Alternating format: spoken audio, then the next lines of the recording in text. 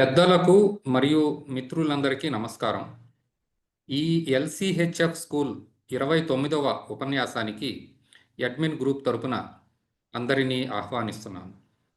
ఈరోజు ప్రముఖ హృద్రోగ నిపుణులు డాక్టర్ సోమరాజు గారు కూడా మనతో జాయిన్ అయి ఉన్నారు. డాక్టర్ సోమరాజు గారికి నమస్కరిస్తున్నాను.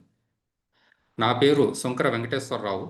వృత్తిపరంగా నేను ఒక సివిల్ ఇంజనీర్ను. సెంట్రల్ గవర్నమెంట్లో మిలిటరీ ఇంజనీర్ సర్వీసెస్ డిపార్ట్మెంట్లో చీఫ్ ఇంజనీర్గా పనిచేస్తున్నాను. ఈరోజు డాక్టర్ పివి సత్యనారాయణ గారి ఉపన్యాసానికి subject LCHF diet and heart diseases. మొదటి భాగం. 6 భాగాల్లో ఇది మొదటి భాగం. గత 6.5 సంవత్సరాలుగా నేను స్ట్రిక్ట్గా ఎల్సిహెచ్ఎఫ్ డైట్ ఫాలో అయ్యి 15 కేజీలు బరువు తగ్గాను మరియు నా ఆరోగ్య సమస్యలు అన్నింటినీ నార్మల్ చేసుకున్నాను. ఇది ఎందుకు చెప్తున్నానంటే ఎల్సిహెచ్ఎఫ్ లేదా కీటో డైట్ ఏదో కొన్ని నెలలు మాత్రమే చేయవచ్చు అని, ఆ తర్వాత మామూలుగా రైస్తో కూడిన హై కార్బోహైడ్రేట్ డైట్ మాత్రమే తినాలి అనే అపోహ ప్రజల్లో ఉంది. నేను చాలా లాంగ్ టైం ఈ డైట్ కంటిన్యూస్గా చేస్తున్నాను మరియు హెల్దీగా ఉన్నాను అని తెలియజేయడానికి మాత్రమే చెప్పాను. నిజానికి ఇంటర్నెట్, యూట్యూబ్ ఒక మ్యాడ్ హౌస్ లేదా మయసభ లాంటిది. ప్రతి 100 మందిలో ఒకరిద్దరు డాక్టర్స్ లేదా శాస్త్రవేత్తలు కరెక్ట్ విషయాలు చెప్తే మిగతా 98-99 మంది రొటీన్ మెయిన్ స్ట్రీమ్ మెడిసిన్లో చెప్పే విషయాలు లేదా ఏమీ ఆధారాలు లేని నమ్మకం మీద ఆధారపడిన విషయాలు చెప్తారు. అవి కూడా వాళ్ళు ఎంతో కాన్ఫిడెంట్గా చెప్తారు.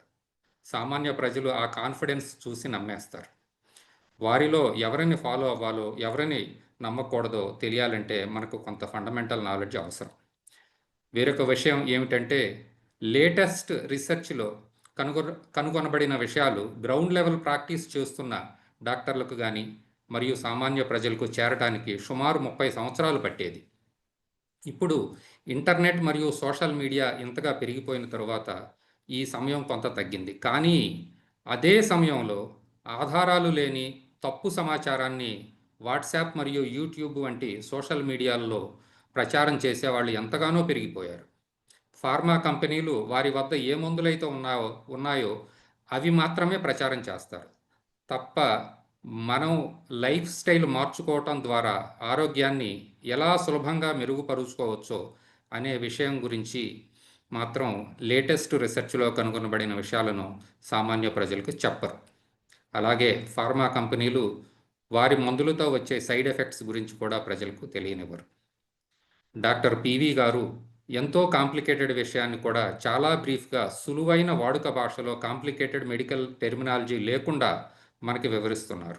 ఈ విధంగా ఉపన్యాసాలు తయారు చేయడానికి కావలసిన విషయాలు సంగ్రహించడానికి డాక్టర్ పివి గారి ఎంతో సమయాన్ని వెచ్చించవలసి ఉంటుంది. డాక్టర్ పివి సత్యనారాయణ గారి లాంటి ప్రఖ్యాత కార్డియోథొరాసిక్ సర్జన్ ఈ విషయంలో ఎంతో పరిశోధించి లేటెస్ట్ రీసెర్చ్ గురించి విషయాలను సంగ్రహించి మనకు బోధించడం మనకు మరియు తెలుగు రాష్ట్రాల ప్రజలకు ఎంతో అదృష్టంగా భావిస్తున్నాను. ఈ ప్రసంగ సమయంలో అందరూ వారి వీడియోను ఆఫ్ చేసుకోవాల్సిందిగా మరియు ఆడియోను కూడా మ్యూట్లో ఉంచుకోవాల్సిందిగా కోరుతున్నాం. అలాగే క్వశ్చన్ అండ్ ఆన్సర్ టైంలో ప్రశ్నలు కామెంట్ బాక్స్లో పోస్ట్ చేయవలసిందిగా కోరుతున్నాను. వాటిని నేను చదివి వినిపిస్తాను. అలాగే ప్రశ్నలలో ఇండివిజువల్ హెల్త్ ఇష్యూస్ గురించి అడగవద్దు, ఎందుకంటే పూర్తిగా పరీక్ష చేయకుండా డాక్టర్ గారు అడ్వైజ్ ఇవ్వలేరు. అలాగే ఎల్సిహెచ్ఎఫ్ డైట్ ఏ విధంగా చేయాలనే దానిపైన కూడా ప్రశ్నలు అడగవద్దు అని కోరుతున్నాను. దానికి యూట్యూబ్ ఛానల్లో పోస్ట్ చేసిన ఉపన్యాసాలు ముందు చదివి అర్థం చేసుకోవలసినదిగా కోరుతున్నాం. ప్రశ్నలను ముఖ్యంగా ఈరోజు సబ్జెక్టు అంటే ఎల్సిహెచ్ఎఫ్ డైట్ హార్ట్ హెల్త్ను ఎలా మెరుగుపరుస్తుందో అనే దాని గురించి మరియు దాని మీద సైన్స్ గురించి మాత్రమే అడగవలసిందిగా కోరుతున్నాం. ఇప్పుడు నేను డాక్టర్ పివి సత్యనారాయణ గారిని ప్రసంగం ప్రారంభించవలసిందిగా కోరుతున్నాను. అందరికీ నమస్కారం. ఇంతకుముందు దాకా మనం డయాబెటిస్ అలాగే క్యాన్సర్ గురించి కొద్దిగా లోతుగా చర్చించుకున్నాం. అంతకన్నా ముఖ్యమైనది ఎక్కువ అనారోగ్య కారణాలకి ఎక్కువ మంది ప్రజలు దీనివల్ల బాధపడుతున్నటువంటి గుండె జబ్బులు, వాటి మెకానిజము, దాన్ని ఏ విధంగా అరికట్టచ్చు, మన జీవనశైలి విధానం ద్వారా ఏ విధంగా మన గుండె జబ్బులు రాకుండాను, ఒకవేళ వచ్చేటట్టయితే ఏ విధంగా దాన్ని పోస్ట్‌పోన్ చేసుకోగలం. అంటే ఏ 60 ఏళ్ళకి వచ్చే జబ్బుని 80 ఏళ్ళ దాకా ఎలా విధంగా పోస్ట్‌పోన్ చేసుకోగలం. వీట్లి గురించి మనం ఎక్కువ తెలుసుకుందాం. వీటిలో ముఖ్యంగా మనం అర్థం చేసుకోవాల్సిందేంటంటే, కామన్ హార్ట్ డిసీజ్ అంటే ముఖ్యంగా కామన్‌గా ఉండేటువంటి ఎన్నో రకరకాల గుండె జబ్బులున్నాయి. దాంట్లో అందరూ గుర్తించేది ముఖ్యంగా ఈ ఇస్కీమిక్ హార్ట్ డిసీజ్ అంటారు. దీన్నే కొరనరీ ఆర్టరీ డిసీజ్ అని అంటారు. పరిభాషలో మనం మాట్లాడాలంటే హార్ట్ అటాక్స్ గురించి. అలాగే ఇంకా ఎన్నో రకరకాల జబ్బులున్నాయి. గుండెలో సంబంధించిన కవాటాలు, వాల్వులర్ హార్ట్ డిసీజ్ అని, అట్లాగే పుట్టుకతో వచ్చే గుండె జబ్బులు, కంజనిటల్ హార్ట్ డిసీజ్ అని, అలాగే ఎక్వైర్డ్ గాను, కొంతవరకు జెనెటిక్ గాను రెస్పాన్సిబుల్ అయ్యేటువంటి cardiomyopathy, heart failure, heart tumours ఇలా ఎన్నో రకరకాల జబ్బులున్నాయి. కానీ మన డిస్కషన్ అంతా కూడా ముఖ్యంగా గుండె జబ్బుల్లో ఉన్నటువంటి ఇస్కీమిక్ హార్ట్ డిసీజ్ గురించి మనం ఎక్కువ మాట్లాడుకుంటాం. ప్రపంచ దేశాలతో చాలా మట్టుకు చూస్తే మనకొచ్చిన ఇండిపెండెన్సు, ఆ ఇండిపెండెన్స్‌కి ముందున్న ఆరోగ్య పరిస్థితులు, ఇండిపెండెన్స్ వచ్చిన తర్వాత ఆరోగ్య పరిస్థితులు చూసుకున్నప్పుడు గత 75 ఏళ్ల నుంచి మనం చూస్తే ఎంతో ముందంజ సాధించాం. ఆరోగ్యం విషయంలో కూడా అంతకుముందు లేని ఎన్నో కొత్త కొత్త పరిణామాల్ని మనం సాధించుకోగలిగాం. కొత్త రికార్డ్స్ మనం ఎన్నో బ్రేక్ చేస్తూ అంత పూర్వం దాకా ముఖ్యంగా ఉన్నటువంటి ఈ అంటువ్యాధుల్ని చాలా మట్టుకు నిరోధించుకుని మన జీవన ప్రమాణాన్ని కూడా పెంచుకోగలిగాం. కానీ మిగతా దేశాల్లాగే మనకు కూడా ఈ గుండె జబ్బులు దాని యొక్క ప్రాముఖ్యత పెరుగుతూ వచ్చింది. ఇది ముఖ్యంగా మిగతా దేశాలు అందరూ కూడా భావిస్తుంది ఏంటంటే, మన జీవన శైలి విధానం. ఒకప్పుడు అరుదుగా ఉండేటువంటి ఈ గుండె జబ్బులు మన దేశంలో ఇప్పుడు ముందంజలో ఉండి, మన దేశంలో కూడా మిగతా దేశాల్లాగే ప్రధాన కారణం. మృత్యువాతన పడేటువంటి ఎంతో ఒక మందిని చూసినట్టయితే, దాంట్లో ఎక్కువ మంది గుండె జబ్బుల వల్ల మరణిస్తున్నారు. అలాగే మనం తెలుసుకోవాల్సిందేంటంటే, ఆరోగ్యానికి మందులు ఎలానో, ఆహార విధానం కూడా ఒక మందు లాంటిది. మిగతా మందుల్లానే ఆహారం వలన కూడా మంచి, చెడు జరిగే అవకాశం ఉంది. ఈ వీడియోలో చెప్పినవి సమాచారం మరియు అవగాహన కొరకు మాత్రమేనని గ్రహించగలరు. ఎవరైనా ఈ పద్ధతిని అవలంబించాలి అంటే ఎల్‌సీహెచ్ఎఫ్ ఆహార విధానాన్ని అమలు చేస్తున్న వైద్యులను సంప్రదించవలసి ఉంటుంది. డిజార్టనింగ్ ప్రాబ్లమ్ అంటే కొన్ని హృదయ విచారకరమైన మన న్యూస్ ఏమిటంటే out of 15.8 million deaths in India, ఒక 58 మిలియన్లు డెత్స్ జరుగుతాయి ప్రతి ఇండియాలోను. దాంట్లో 30% వరకు గుండె జబ్బుల నుంచి జరుగుతోంది. అలాగే 1980 సంవత్సరం ముందు ఈ గుండె జబ్బులు మన దేశంలో అంత ఎక్కువ ఉండేవి కాదు. ఏదో అడపాదడపా వినేటువంటి గుండె జబ్బులు 4 రెట్లు అధికంగా 1980 సంవత్సరం తర్వాత దీని యొక్క దీని నుంచి బారిన నష్టపోతున్న వాళ్ళు ఎక్కువ మంది ఉన్నారు. అలాగే 205 నుంచి 215 దాకా చూసినట్టయితే 15,760 బిలియన్ రూపాయలు మనం ఈ హార్ట్ డిసీజ్ గురించి ఖర్చు పెట్టాం. అంటే ప్రాణ నష్టం, ఇలాగ ఆర్థికంగా కూడా ఎన్నో విధాలుగా మన కున్న అభివృద్ధిని నిరోధిస్తున్నాయి. అందుకోసమని ఈ హార్ట్ ప్రాబ్లము, హార్ట్ డిసీజెస్ వీటి గురించి మనం ఎక్కువ విపులంగా తెలుసుకొని ఏ విధంగా ఈ నష్టాలు 2 ప్రాణ నష్టము, ఈ ఆర్థిక నష్టం జరగకుండా చూసుకోవాలి అన్నది ఎంతో ప్రాముఖ్యత పొందింది. ఒక్క ఇండియాలో పుడితే మనకి మిగతా దేశాల్లో కన్నా ముఖ్యంగా అంటే 4 రెట్లు వైట్ అమెరికన్స్ కన్నా కూడా మనకి గుండె జబ్బులు వచ్చే అవకాశం ఇండియాలో పుట్టినందుకే వస్తాయి. అలాగే చైనీస్ కన్నా కంపారిటివ్‌గా చూస్తే 6 రెట్లు, జపనీస్‌తో కంపేర్ చేస్తే 20 రెట్లు మన దేశంలో ఉన్న వాళ్ళలో హార్ట్ జబ్బులు ఎక్కువ వచ్చే అవకాశం ఉంది. మిగతా దేశాల్లో చూసినట్టయితే 40 ఏళ్ళు, 60 ఏళ్ళు దాటిన తర్వాత వచ్చే ఈ ప్రాబ్లమ్స్ మనం 40 ఏళ్ల లోపుగానే చూస్తున్నాం. ఇది మనకున్న జీవన ప్రమాణం వల్ల అయ్యుండొచ్చు. లేకపోతే మనకున్నటువంటి వేరే ఆర్థిక పరిస్థితులు, మన న్యూట్రిషియస్ డైట్ లేకపోయి ఉండొచ్చు. అలా ఎన్నో కారణాల వల్ల అందులో డెవలపింగ్ కంట్రీలో ఉండేటువంటి ఎన్నో ఆర్థిక సమస్యలు, స్ట్రెస్సు ఇటువంటివన్నీ జోడించి మనకి 40 ఏళ్ల లోపుగానే ఎక్కువ మంది ఈ హార్ట్ అటాక్స్ రావడం, దీనివల్ల మృత్యువాతన పడడం జరుగుతుంది. అందుకోసమని ఇంకా ఎక్కువ మనం మిగతా దేశాల కన్నా కూడా ఎక్కువ స్టడీ చేయాల్సిన అవసరం ఉంది. అలాగే మనకొచ్చే డిసీజు ముఖ్యంగా ఇది డయాబెటిస్ తోటి తో కలిపి రావడం వల్ల, అలాగే బీపీ, ఈ 2 రిస్క్ ఫ్యాక్టర్స్ మన భారతదేశంలో ఎక్కువగా ఉన్నాయి. ఈ రెండిట్లతో వచ్చేటువంటి గుండె జబ్బులు మిగతా ఉన్న రక్తనాళాలలో కొద్ది మందికి 1 బ్లాకు, 2 బ్లాకులు ఉంటే, మనకి రక్తనాళాల్లో మొత్తం సైజు పైనుంచి కింద దాకా కూడా బ్లాక్ ఏర్పడడం. దీన్ని డిఫ్యూజ్ డిసీజ్ అంటారు. దీనివల్ల మనకున్నటువంటి ఈ స్టంటింగ్ గాని, అలాగే ఈ బైపాస్ సర్జరీలు గాని అందరికీ అందించే పరిస్థితులు కూడా లేవు. సో, అందుకోసం ఇంకా మనం వీటి గురించి ఎక్కువ తెలుసుకుని ఇటువంటి జబ్బులే రాకుండా చూసుకుంటే తప్ప మనకు వేరే గత్యంతరం లేదు.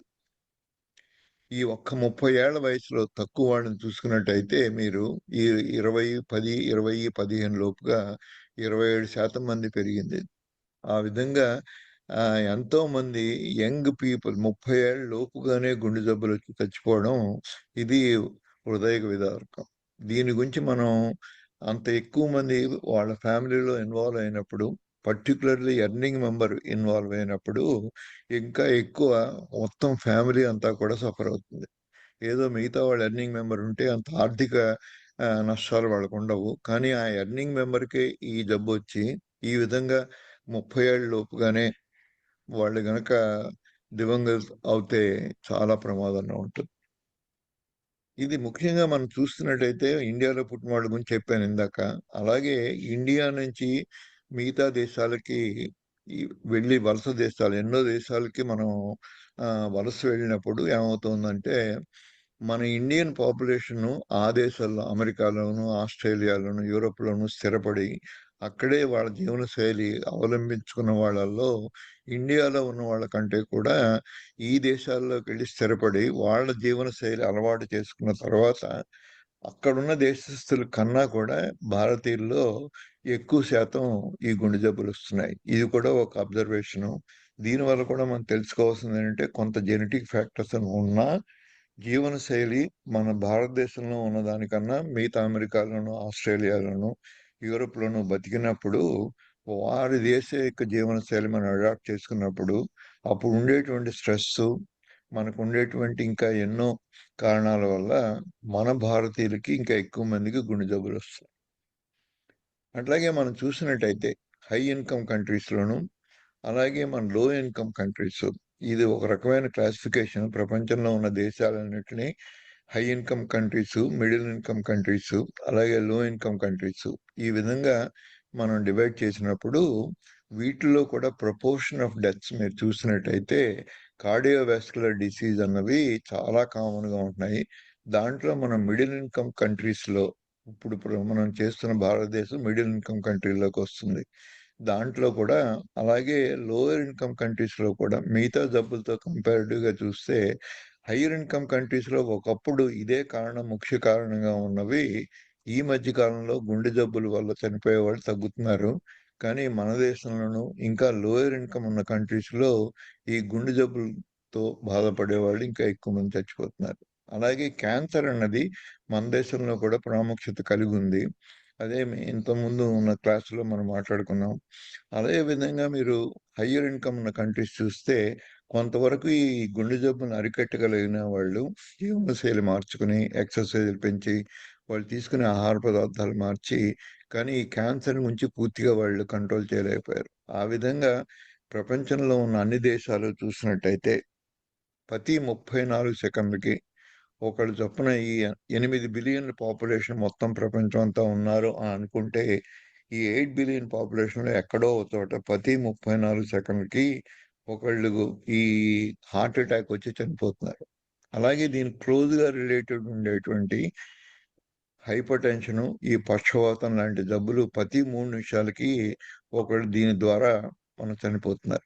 సో, ఇటువంటివి హార్ట్ అటాక్ డైరెక్ట్‌గా రావడం గానీ, పరోక్షంగా ఈ పక్షవాతాలు రావడం గానీ, ఈ రెండిటిని చూసుకున్నట్టయితే ప్రతి 4 నిమిషాలకి ఒకళ్ళు చొప్పున ఇంకా అంతకన్నా ఎక్కువ 34 సెకన్లకి హార్ట్ అటాకు, 3 నిమిషాల 17 సెకన్లకి ఒకళ్ళు పక్షవాతంతోను చనిపోతున్నారు. సో, అందుకోసమని దీని ప్రాముఖ్యత ఇంకా ఎక్కువ.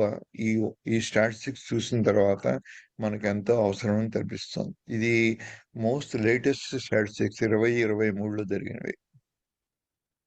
అలాగే మనం చూసినట్టయితే ముఖ్యంగా ఉన్నటువంటి ఈ హార్ట్ అటాక్స్, దీన్నే కొరోనరీ ఆర్టరీ డిసీజ్ అంటారు.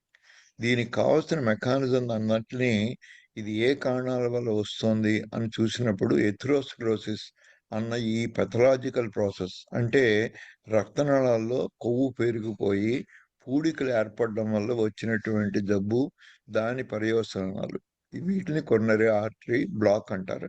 ఈ బ్లాక్ ఏ విధంగా వస్తుంది అని తెలిసేదాకా మనకి ఈ బ్లాక్ని ఏ విధంగా రాకుండా ఆపాలి అన్న పరిస్థితులు రావు. ఇది ముఖ్యంగా ఇప్పటిదాకా మనం నమ్ముతున్నది, ప్రపంచంగా ఎక్కువ మంది నమ్ముతున్నది ఒక విధంగా తప్పుడు అభిప్రాయం అయినా కానీ, కొలెస్ట్రాల్ వల్ల ఈ ఎథెరోస్క్లెరోసిస్ అనే జబ్బు వస్తుంది, దానివల్ల కొరోనరీ ఆర్టరీలో బ్లాక్స్ వస్తున్నాయి అన్న దీన్ని గాఢంగా నమ్ముతూ ఇప్పటిదాకా మనం చేసిన పోరాటం అంతా ఈ ఎక్సెస్ కొలెస్ట్రాల్ని ఏ విధంగా తగ్గించాలి. మనం కొలెస్ట్రాల్ పాటలను కూడా చాలాసార్లు మాట్లాడుకున్నాం. కొలెస్ట్రాల్ అన్నదే లేకపోతే మన జీవనమే సాగదు. కానీ ఎక్కువ ఎక్కువ కొలెస్ట్రాల్ ఉన్న ప్రమాదమే, తక్కువ కొలెస్ట్రాల్ ఉన్న ప్రమాదమే. దీన్ని ఎంతవరకు ఉంచుకోవాలి, ఏ మనిషికి ఏ విధంగా ఎప్పుడు ప్రమాదం చేస్తుంది అన్న తెలుసుకోవడం అనేది చాలా ముఖ్యమైనది. అటువంటి పరిస్థితుల్లో ఈ ఎక్సెస్ కొలెస్ట్రాల్ ఈ ఎథెరోస్క్లెరోసిస్ అనేటువంటి కొరోనరీ ఆర్టరీలో బ్లాక్స్ని కలగజేసి, దానివల్ల మనకి హార్ట్ అటాక్స్ వస్తున్నాయని చాలామంది గాఢంగా నమ్మి గత 30-40 ఏళ్ల నుంచి కొలెస్ట్రాల్ని ఏ విధంగా తగ్గించుకోవచ్చు అన్న దీని మీద ఒక్కదాని మీదే కాన్సన్ట్రేట్ చేసి, మన జీవన శైలిలో కొలెస్ట్రాల్ లేకుండా ఎలా చేసుకోవాలి, దీనికి ఫార్మా ఇండస్ట్రీ కానీ, ఈ లైఫ్ స్టైల్ మోడిఫికేషన్ వాళ్ళు కానీ, ఇలా ఎంతోమంది మల్టిపుల్ ఫ్యాక్టర్స్, మల్టిపుల్ యాంగిల్స్లో మన కృషి సాధించి మనం అందరూ కూడా హార్ట్ డిసీజ్ తగ్గాలి అంటే మనం కొలెస్ట్రాల్ తగ్గించాలి అన్న ఒక నిర్ణయానికి వచ్చాం. కానీ నిజానికి చూస్తే హార్ట్ డిసీజు ఇది మల్టిపుల్ ఫ్యాక్టర్స్ వల్ల జరుగుతుంది, ఏ ఒక్క కొలెస్ట్రాల్ వల్ల కూడా కాదు. కొలెస్ట్రాల్ కొంత అసోసియేషన్ ఉంది. హార్ట్ అటాక్ వచ్చిన వాళ్ళందరిలోనూ కొలెస్ట్రాల్ పెరగడం అన్నది సర్వసాధారణంగా చూస్తూ ఉంటాం. కానీ అన్ని హార్ట్ అటాక్స్ కొలెస్ట్రాల్ పెరగడం వల్ల కాదు అన్న స్టడీస్ కూడా చాలా మట్టుకున్నాయి. సో ఈ మల్టిపుల్ ఫ్యాక్టర్స్ అన్ని ఆలోచించినప్పుడు వీటిలో హెజార్డ్ రేషియోస్ అంటారు. ఈ హెజార్డ్ రేషియోలో వీటిలో ఉన్నటువంటి 100% కారణాలు హార్ట్ అటాక్ రావడానికి టైప్ 2 డయాబెటీస్, మెటబాలిక్ సిండ్రోమ్ అంటే ఇన్సులిన్ ఎక్కువ ఉండడం, హెచ్టిఎన్ అంటే హై బ్లడ్ ప్రెషరు, అలాగే ఒబేసిటీ అంటే స్థూలకాయం, దీనికి తోడు స్మోకింగ్ ఉండి, ముఖ్యంగా కొలెస్ట్రాల్లో ట్రైగ్లిసరైడ్స్ ఎంత ఎక్కువ ఉంటే అంత ముఖ్యమైన కారణాలుగా మనం గుర్తిస్తున్నాం.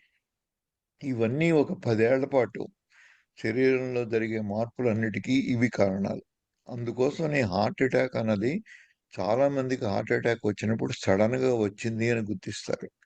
కానీ హార్ట్ అటాక్ రావడానికి కారణాలైనటువంటివి ఇవన్నీ కూడా 10 ఏళ్ల ముందు నుంచి మొదలవుతాయి. ఈ 10 ఏళ్ళు ఈ ఈ కాల పరిమితిలో వీటిని గనక మనం అదుపులో ఉంచుకున్నట్టయితే ఈ బ్లడ్ షుగర్‌ని, ఈ ఇన్సులిన్‌ని, ఈ బ్లడ్ ప్రెషర్‌ని, స్థూలకాయాన్ని, స్మోకింగ్ మానేయగలిగి, ఈ ట్రైగ్లిసరైడ్స్, ఈ హెచ్‌డిఎల్ 2 ఏ ప్రపోర్షన్‌లో ఉన్నాయి అని తెలుసుకొని వీటిని నియంత్రించుకున్నప్పుడు మిగతా చాలా చిన్న కారణాలున్నాయి. జె జెని ఈ మెయిన్ జెనెటిక్ ఫ్యాక్టర్స్ గానీ, ఇలాగే మన ఇన్యాక్టివిటీ అంటే సెడెంటరీ లైఫ్ గానీ, అలాగే వీటిలో ఉన్నటువంటి ఈ కారణాలు, తక్కువ కారణాలని మన జీవన శైలిలో పూర్తిగా అదుపులో ఉంచుకోవచ్చు. కానీ వీటిని మాత్రం అదుపులో ఉంచుకోకుండా ఈ చిన్న చిన్న జీవన శైలిలోనూ, మన డైట్‌లోనూ ఎన్ని మార్పులు చేసినా ఈ గుండె జబ్బులు తగ్గే అవకాశమే లేదు. అందుకోసం వీటిలి గురించి ఏ విధంగా ఇవి గుండె జబ్బులను కలుగజేస్తున్నాయి అన్నది తెలుసుకోవడం చాలా ముఖ్యమైనది. అలాగే ఈ మేజర్ ఫ్యాక్టర్స్ కాకుండా కొన్ని మైనర్ ఫ్యాక్టర్స్ ఉంటాయి. వాటిలో మన ఏజ్, పుట్టిన తర్వాత మనం ఏం చేయలేం ఒకసారి పుట్టేసిన తర్వాత. సో ఎంత ఏజ్ పెరుగుతూ ఉంటే ఈ లక్షణాలన్నీ కూడా పెరుగుతూ ఉంటాయి. ఆ విధంగా ముఖ్యంగా వాళ్ళలో ఏజ్ పెరిగిన కొద్దీ ఈ గుండె జబ్బులొచ్చే అవకాశం పెరుగుతుంది. అట్లాగే ఇంకోటి ముఖ్యమైనదేంటంటే ఈ హోమోసిస్టిన్ అన్నది చాలా ఇంపార్టెంట్. ఒకప్పుడు దీన్ని మైనర్ ఫ్యాక్టర్ అనుకున్నాం. కానీ ఈ హోమోసిస్టిన్ లెవెల్స్ ఎంత ఎక్కువ ఉంటే ముఖ్యంగా డైటరీ చేంజెస్ వల్ల ఇవి జరుగుతూ ఉంటాయి. ఈ హోమోసిస్టీన్ అని ఎంత ఎక్కువ ఉంది, అలాగే సిఆర్పి అన్నది ఎంత ఎక్కువ ఉంది. వీటితో పాటు ఈ బ్లడ్లో క్లాటింగ్ మెకానిజానికి పూర్తిగా ఉపయోగపడే ఫైబ్రినోజన్, వీటి కలయికే ఈ హోమోసిస్టిన్, సిఆర్పి, ఈ ఫైబ్రినోజన్. ఇవి మన క్లినికల్గా సబ్ క్లినికల్ సిచ్యువేషన్లో ఇవన్నీ ప్లే చేయడం వల్ల ఎక్కువ మందికి మిగతా వాటిలో మనం ఈ డయాబెటీస్, స్మోకింగ్ మానేసిన, ఏజ్ వీటిని మనం కంట్రోల్ చేయలేని కొన్ని ఉన్నాయి, హైపర్ టెన్షన్ కంట్రోల్ చేసుకుంటున్నా ఈ ఫ్యాక్టర్స్ని కూడా దృష్టిలో పెట్టుకుని వీటిని మనం కంట్రోల్ చేయని పక్షంలో మనకి జరగవలసిన మేలు జరిగే అవకాశం లేదు. ఎక్కువ సార్లు ఈ హోమోసిస్టిన్ లెవెల్స్, సిఆర్పి లెవెల్స్, ఈ ఫైబ్రినోజన్ లెవెల్స్ ఎక్కువ మంది డాక్టర్లు దీని మీద కాన్సన్ట్రేట్ చేయట్లేదు, వీటిని ఎక్కువ మంది పట్టించుకోవట్లేదు. అలాగే లైపోప్రోటీన్ బి అన్నది, ఇవన్నీ కూడా చాలా ఇంపార్టెంట్ అండి. వీటన్నిటి దీని ప్రాముఖ్యత మనం రాను రాను ముందు ముందు ఇంకా ఎక్కువ మనం డిస్కస్ చేద్దాం. వీటిలో మేజర్ రిస్క్ ఫ్యాక్టర్స్గా కొన్ని వాటిని గుర్తించాము. ఇవన్నీ వీటన్నిటికీ కూడా నేను మాట్లాడుతూ ఉన్నప్పుడు ఇంకా విపులంగా చెప్తాను. ఇప్పటిదాకా జరుగుతుంది మా ఉద్దేశం ప్రకారం, అలాగే ఇంకా కొద్దిమంది శాస్త్రవేత్తల ప్రకారం we are worshipping the wrong god. అంటే ఈ కొలెస్ట్రాల్ అన్నదాన్ని ఒక భూతంగా చూసుకుని, ఈ కొలెస్ట్రాల్ వల్లే ఇన్ని జబ్బులు వస్తున్నాయి అన్న దాని మీద మేజర్ కాన్సన్ట్రేట్ చేసి మిగతా ఉన్న ఫ్యాక్టర్స్ని మనం అంతదిగా పట్టించుకోకపోవడం, అలాగే కొలెస్ట్రాల్కు ఉన్న ప్రాముఖ్యతని ఎక్కువ హైఫై చేసి దానికి లేని ప్రాముఖ్యతను కలిగించి దానివల్ల ఎక్కువ తగ్గించుకుని ఇంకా ఎక్కువ నష్టాలు పొందడం. ఈ విధంగా ఏమవుతుందంటే మనకున్న ఎవరు మనకి మంచి చేస్తారు, ఎవరు చెడ్డ చేస్తారు అన్నది తెలియకుండా ఒక్క కొలెస్ట్రాల్ని నమ్మి we are worshipping the wrong god అన్న విషయంలో మనకి ఎప్పటికీ దీని నుంచి విముక్తి వచ్చే అవకాశం లేదు. దీనికి మనం ఐడెంటిఫై చేయకపోతే ఏ ఫ్యాక్టర్ ఏది అని తెలుసుకునేదాకా. సో ఇప్పటిదాకా మనం చేస్తున్నలా కొలెస్ట్రాల్, దీనివల్లే అన్ని గుండె జబ్బులు జరుగుతున్నాయి అన్న ఈ భావన వల్లే కొంతవరకు మనం వెనకబడి ఉన్నాం ఈ గుండె జబ్బులు నివారించుకోవడం. ఎందుకంటే we got a wrong direction. ఒక్క కొలెస్ట్రాల్ తగ్గించేసుకుంటే గుండె జబ్బులు తగ్గిపోతాయని నమ్ముతూ వస్తున్నాం.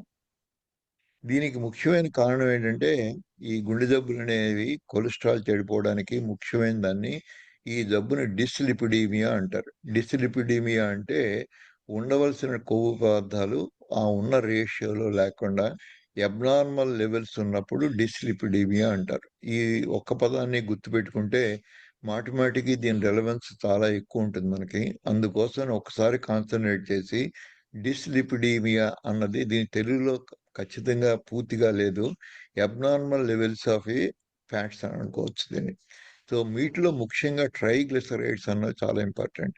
ఎక్కువ మంది కార్డియాలజిస్టులు, ఫిజిషియన్స్ ఈ ట్రైగ్లిసరైడ్స్కి ఎక్కువ ఇంపార్టెన్స్ ఇవ్వకుండా ఎక్కువగా ఈ ఎల్డిఎల్ అన్న ఒక్కదానికి మాత్రమే ప్రాముఖ్యతనిచ్చి, ఎల్డిఎల్ తగ్గితే మనకి గుండె జబ్బులు తగ్గిపోతాయి, అలాగే హెచ్డిఎల్ ఫ్రాక్షన్ కనుక పెరిగితే మనకి గుండె జబ్బులు తగ్గిపోతాయి అన్న భావనలో ఈ ఎల్డిఎల్ కొలెస్ట్రాల్ బ్యాడ్ కొలెస్ట్రాల్ అని, ఈ హెచ్డిఎల్ కొలెస్ట్రాల్ని మంచి కొలెస్ట్రాల్ని దీనికి కూడా ఒక నామకరణం చేశాం.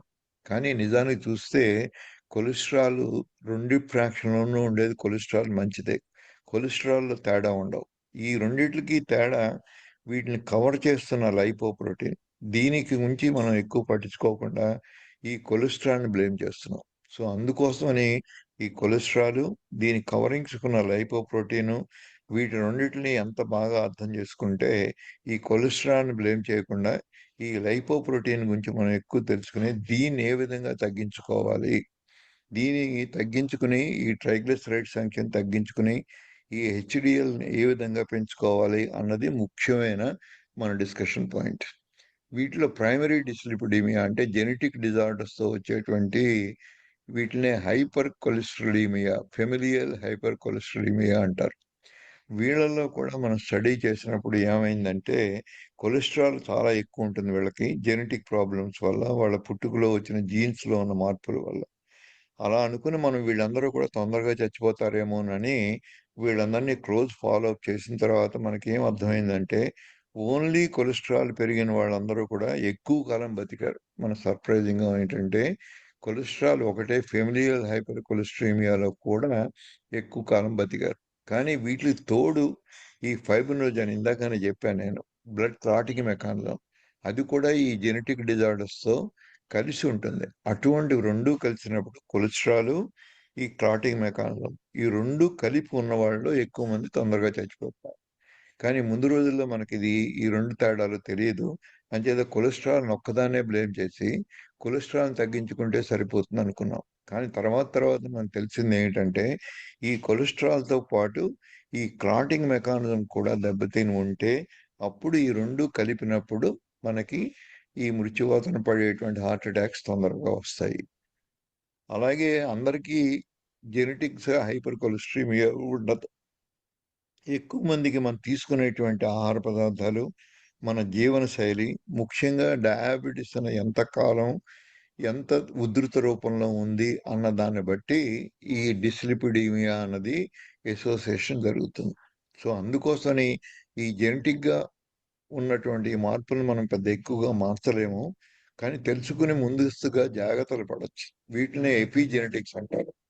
మనం తీసుకున్నటువంటి ఇటువంటి ఫెమిలియల్ హైపర్ కొలెస్ట్రీమియా ఉన్న పేషెంట్స్ కూడా మనం ఈ మార్పులు ఏవైతే మనం అనుసరిస్తున్నామో సెకండరీ డిస్లిపిడీమియాని తగ్గించడానికి అటువంటి పరిస్థితులే కల్పించినట్టయితే వీళ్ళకి కూడా చాలా మట్టుకు ఉపయోగం ఉంటుంది. సో మనం తెలుసుకోవాల్సింది ఏంటంటే ప్రైమరీ అయినా సెకండరీ అయినా ఆ వ్యత్యాసాలు కొంచెం ఎక్కువ పట్టించుకోకుండా మనం ఏ కారణాల వల్ల అయితే ఈ కొలెస్ట్రాల్ చెడిపోతుందో ఆ చెడిపోయిన కొలెస్ట్రాల్ చెడిపోకుండా మంచిగా ఎలా ఉంచుకోగలము అన్నది ముఖ్యోద్దేశం. దీని గురించి ఒక 15,000 మంది ఈ లిపిడ్ ప్రొఫైల్స్, 15,000 మంది ఇన్సులిన్ టెస్టులు ఆయన గుర్తించి heart disease is equal to diabetes. Diabetes is equal to heart disease అన్న ఈ సూత్రాన్ని సింపుల్‌గా అర్థం అవ్వడం కోసం ఈయన జోసెఫ్ క్రాఫ్ట్ అనే ఆయన మనకి ఎంతో రిసర్చ్ చేసి మనకి ఈ సూత్రాన్ని అందించారు. అందుకోసమే డయాబెటిస్ ఉందంటే చాలా మందికి ఈ క్లాటింగ్ ఫ్యాక్టర్స్ తగ్గించేటువంటి యాస్పిరిన్ ఈ మందులు ఇవ్వడం ప్రొఫిలాక్టిక్‌గా జరుగుతుంది. వాళ్ళకి జబ్బున్నా లేకపోయినా అందరినీ 40 ఏళ్ళు దాటిన తర్వాత మీరు ఎకోస్ప్రిన్ లాంటివి వాడండి బేబీ యాస్పిరిన్. ఇది ఎందుకో చాలా మట్టుకు ఉపయోగపడుతుంది అని శాస్త్రకారులు గుర్తించి దీన్నే మనం అందరికీ రికమెండ్ చేస్తున్నాం. అలాగే డయాబెటిస్ ఉన్న వాళ్ళకి హార్ట్ డిసీజ్ ఉన్నా లేకపోయినా మీరు యాస్పిరిన్ వాడండి. ఎందుకంటే ఇది క్లాటింగ్ మెకానిజాన్ని కొంతవరకు నియంత్రిస్తుంది. దానివల్ల కొలెస్ట్రాల్ ఎక్కువున్నా, తక్కువున్నా ఈ క్లాట్ కాని పరిస్థితి ఉన్నప్పుడు మనకి హార్ట్ అటాక్ వచ్చే అవకాశం చాలా తగ్గిపోతుంది. కానీ ముఖ్యంగా మన మెకానిజంలు అన్ని ఆలోచించినప్పుడు ఈ 3 ఫ్యాక్టర్స్ ఒకటి హార్ట్ హెల్త్ ఎలా ఉంటుంది అనే దానికి ఇన్సులిన్ రెసిస్టెన్స్, ఇన్ఫ్లమేషన్ ఈ 3 కారణాల వల్ల స్ట్రెస్ ఇవన్నీ కూడా కలగాపులగంగా ఒకదాని మీద ఒకటి ఇన్ఫ్లుయెన్స్ చేసుకుని ఎంత స్ట్రెస్ ఉంటే జీవితంలో అంత ఇన్ఫ్లమేషన్ ప్రొడ్యూస్ అయ్యే హార్మోన్స్ ప్రొడ్యూస్ అవుతాయి. ముఖ్యంగా కార్టిజోల్ అనే హార్మోన్. దానివల్ల ఇన్ఫ్లమేషన్ పెరుగుతుంది. ఈ ఇన్ఫ్లమేషన్ ఎక్కువ ఉంటే అంత ఇన్సులిన్ రెసిస్టెన్స్ పెరుగుతుంది. అలాగే మిగతా కారణాలు వేటి వల్లైనా ఇన్సులిన్ రెసిస్టెన్స్ పెరిగితే అవి స్ట్రెస్‌ని పెంచుతాయి, ఇన్ఫ్లమేషన్ పెంచుతాయి. సో, ఈ 3 factors stress, inflammation, insulin resistance ఈ 3 ఏ పాళ్ళలో ఉన్నా ఎంత ఎక్కువ ఉంటే మనకు ఉండవలసిన దానికన్నా అవన్నీ కూడా గుండె యొక్క ఆరోగ్యాన్ని నిర్ణయిస్తాయి. ఈ మూడిట్లో ఎక్కువ భాగం మనం స్ట్రెస్‌ని అంత ఈజీగా కంట్రోల్ చేయలేము. ఇన్ఫ్లమేషన్ అంత ఎక్కువ ఈజీగా కంట్రోల్ చేయలేము. ఎక్కువ సార్లు దీన్ని గుర్తించలేము. ఈ ఎన్నో రక్త పరీక్షలు చేస్తే తప్ప బాడీలో ఇన్ఫ్లమేషన్ ఉందా? లేదా? అన్నది గుర్తించలేము. ముఖ్యంగా ఈఎస్ఆర్, సీఆర్‌పీ, హెచ్ఎస్‌సీఆర్‌పీ, ఇంటర్‌ల్యూకిన్ 6 ఇటువంటి ఇన్‌ఫ్లమేటరీ మార్కర్స్ ఉంటాయి. ఇవి ప్రత్యేకించి జబ్బులాగా ఏం కనపడవు. రుగ్మతవుతే ఉంటుంది శరీరంలో. నీరసంగాను, ఏదో అలసటగాను ఇలా ఉంటాయి. కానీ అటువంటప్పుడు ఈ ఇన్‌ఫ్లమేటరీ మార్కర్స్ ఉన్నాయా? లేదా? అని రక్త పరీక్ష చేస్తే తప్ప తెలీదు. కానీ సాధారణంగా జరిగే ఎన్నో ల్యాబొరేటరీస్‌లో ఈ టెస్టులన్నీ ఉండవు. అలాగే ప్రతి ఫిజిషియన్ వచ్చినప్పుడు ఇవన్నీ గనక ఎస్టిమేట్ చేయించినట్టయితే వ్యయ ప్రసాదాలతో కూడుకుంది. తర్వాత ఎక్కువ ఖర్చుతో కూడా కూడుకున్నది. తర్వాత వీటిని కంట్రోల్ చేసే పద్ధతులు కూడా చాలా తక్కువున్నాయి. చాలా తక్కువ మందికి తెలుసు. అందుకోసం ఈ 2 కూడా మనం మిస్ అవుతున్నాం. స్ట్రెస్‌ని ఏ విధంగా జయించొచ్చు, అలాగే ఇన్‌ఫ్లమేషన్ ఏ విధంగా కంట్రోల్ చేయొచ్చు. కానీ మన అందుబాటులో ఈజీగా మనం చేయగలిగింది ఇన్సులిన్ రెసిస్టెన్స్. దీన్ని గనక మనం ఎంత అదుపులో ఉంచుకుంటే దీని ఇన్ఫ్లుయెన్స్ వల్ల ఈ 2 కూడా ఇన్ఫ్లుయెన్స్ అయ్యి మనకు తగ్గే అవకాశం ఉంటుంది. So, insulin resistance and dyslipidemia closely related.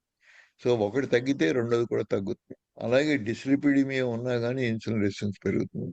So, ఈ రెండిట్లికి చాలా అవినాభావ సంబంధం ఉంది. ఈ 2 కలిపి ఉన్నట్టయితే వాళ్ళందరికీ గుండె జబ్బులొచ్చే అవకాశం ఎంతైనా ఉంటుంది. అలాగే డయాబెటిస్ కూడా వచ్చే అవకాశం ఎంతైనా ఉంటుంది. సో, ఈ మెకానిజము వీటన్నిటిని తెలుసుకుంటే తప్ప మనం గుండె జబ్బులను ఆపలేం. సో, దీనికి ముఖ్యమైనదేంటంటే పాథోజెనెసిస్ ఆఫ్ ఎథెరోస్క్లెరోసిస్. రక్తనాళాల్లో పూడికలు ఎలా ఏర్పడుతున్నాయి అన్న మెకానిజం ఏమిటి? ఏ విధంగా మామూలుగా పుట్టినప్పుడు అన్నీ క్లీన్‌గా ఉండే రక్తనాళాలు కొంత వయసొచ్చిన తర్వాత ఏ విధంగా పెరుగుతోంది అన్నది తెలుసుకోవడం. దీని మీద ఈ మెటబాలిక్ సిండ్రోమ్ అని వీటి మీద ఈయన గెరాల్డ్ రావిన్ స్టాన్ఫర్డ్ యూనివర్సిటీ ప్రొఫెసర్.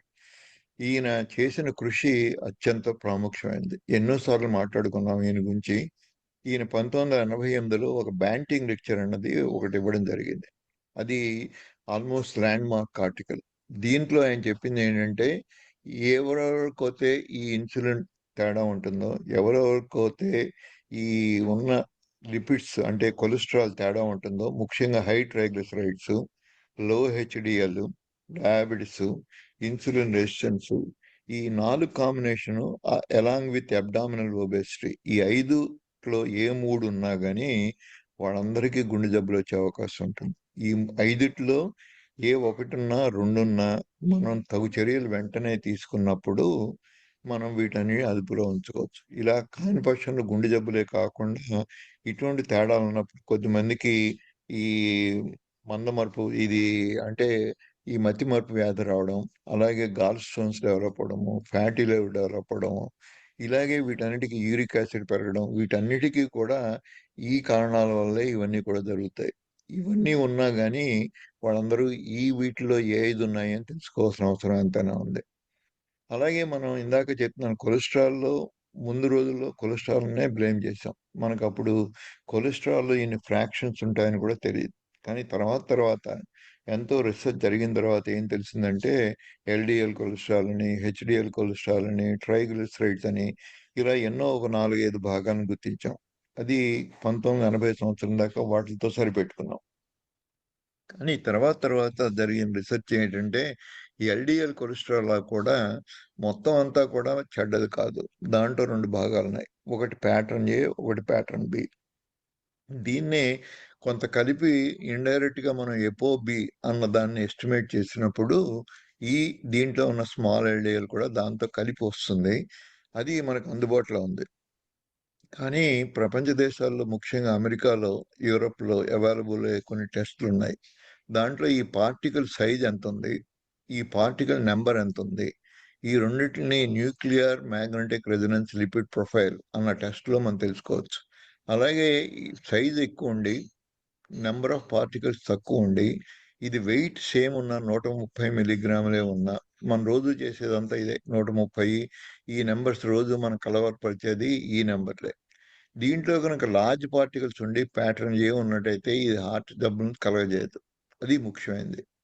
అలా కాకుండా మన కొలెస్ట్రాల్‌లో ఈ ప్యాటర్న్ బి ఉండి, ఈ స్మాల్ సైజ్ పార్టికల్స్ ఎక్కువుండి, ఈ నంబర్ ఎక్కువున్నట్టయితే 130 మిల్లీగ్రాములే ఉన్నా గానీ, ఇది చేయనటువంటి నష్టాలన్నీ కూడా ఈ ప్యాటర్న్ బి చేస్తుంది. దీనివల్లే ఎక్కువ మందికి గుండె జబ్బులొస్తున్నాయి. సో, అందుకోసమని మనకున్న కొలెస్ట్రాల్ ప్యాటర్న్ బిలో ఉందా? ప్యాటర్న్ ఏలో ఉన్నదా? అన్నది తెలుసుకున్నప్పుడు కొంతవరకు మనకు రాబోయే ప్రమాదాన్ని గుర్తించొచ్చు. అలా వచ్చినప్పుడు ఈ ప్యాటర్న్ బిని ఏ విధంగా తగ్గించుకోవాలి అన్నది వీటి గురించి ఎక్కువ అవగాహన ఉన్నటువంటి లిపిడ్స్ కూడా ఎక్కువ కాన్సంట్రేట్ చేసే కార్డియాలజిస్టులు, అలా కాని కొన్ని ఫిజిషియన్స్, అలా కాని కొంతమంది ఈ ఎల్‌సీహెచ్ఎఫ్ డైట్‌ని ముఖ్యంగా దీన్ని ప్రాక్టీస్ చేస్తున్న డాక్టర్ల దగ్గరికి వచ్చినట్టయితే వీటి గురించి విపులంగా అన్ని టెస్టులు చేసి మనకి ముందస్తుగానే మనం ఈ అవకాశం ఉందా లేదా గుండె జబ్బులొచ్చేది తెలుసుకోవచ్చు. అట్లాగే వీటిలో ఏమవుతుందంటే ఈ ఇప్పుడు చెప్పిన ఎపోబి ప్యాటర్న్ ఉన్నట్టయితే అటువంటి ఎల్‌డీఎల్ తొందరగా మన బ్లడ్‌లో ఉన్న షుగర్ ఎక్కువ శాతం ఉన్నట్టయితే ఈ రెండిట్లి కలయిక వచ్చి గ్లైకేటెడ్ ఎల్‌డీఎల్ అంటారు. ఇది లాస్ట్ టైమ్ డయాబెటిస్‌లో మనం అడ్వాన్స్డ్ గ్లైకేషన్ ప్రొడక్ట్స్ మాట్లాడినప్పుడు మాట్లాడాం.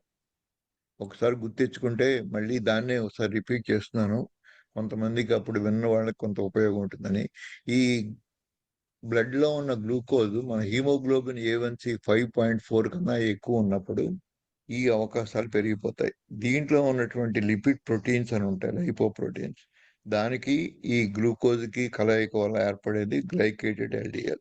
ఇది ఎంత ఎక్కువ ఉంటే అది ApoB లో రిఫ్లెక్ట్ అవుతుంది. దానివల్ల ఈ ఆక్సిడేషన్, మనం తీసుకున్నటువంటి గాలిలో ఉన్న ఆక్సిజన్, దీనివల్ల ఉద్భవించిన రియాక్టివ్ ఆక్సిజన్ స్పీషీస్, ఈ కలయికతోటి ఇదే LDL, మామూలుగా ఉన్నటువంటి LDL, ఇది ఆక్సిడైజ్డ్ LDL గా మారుతుంది.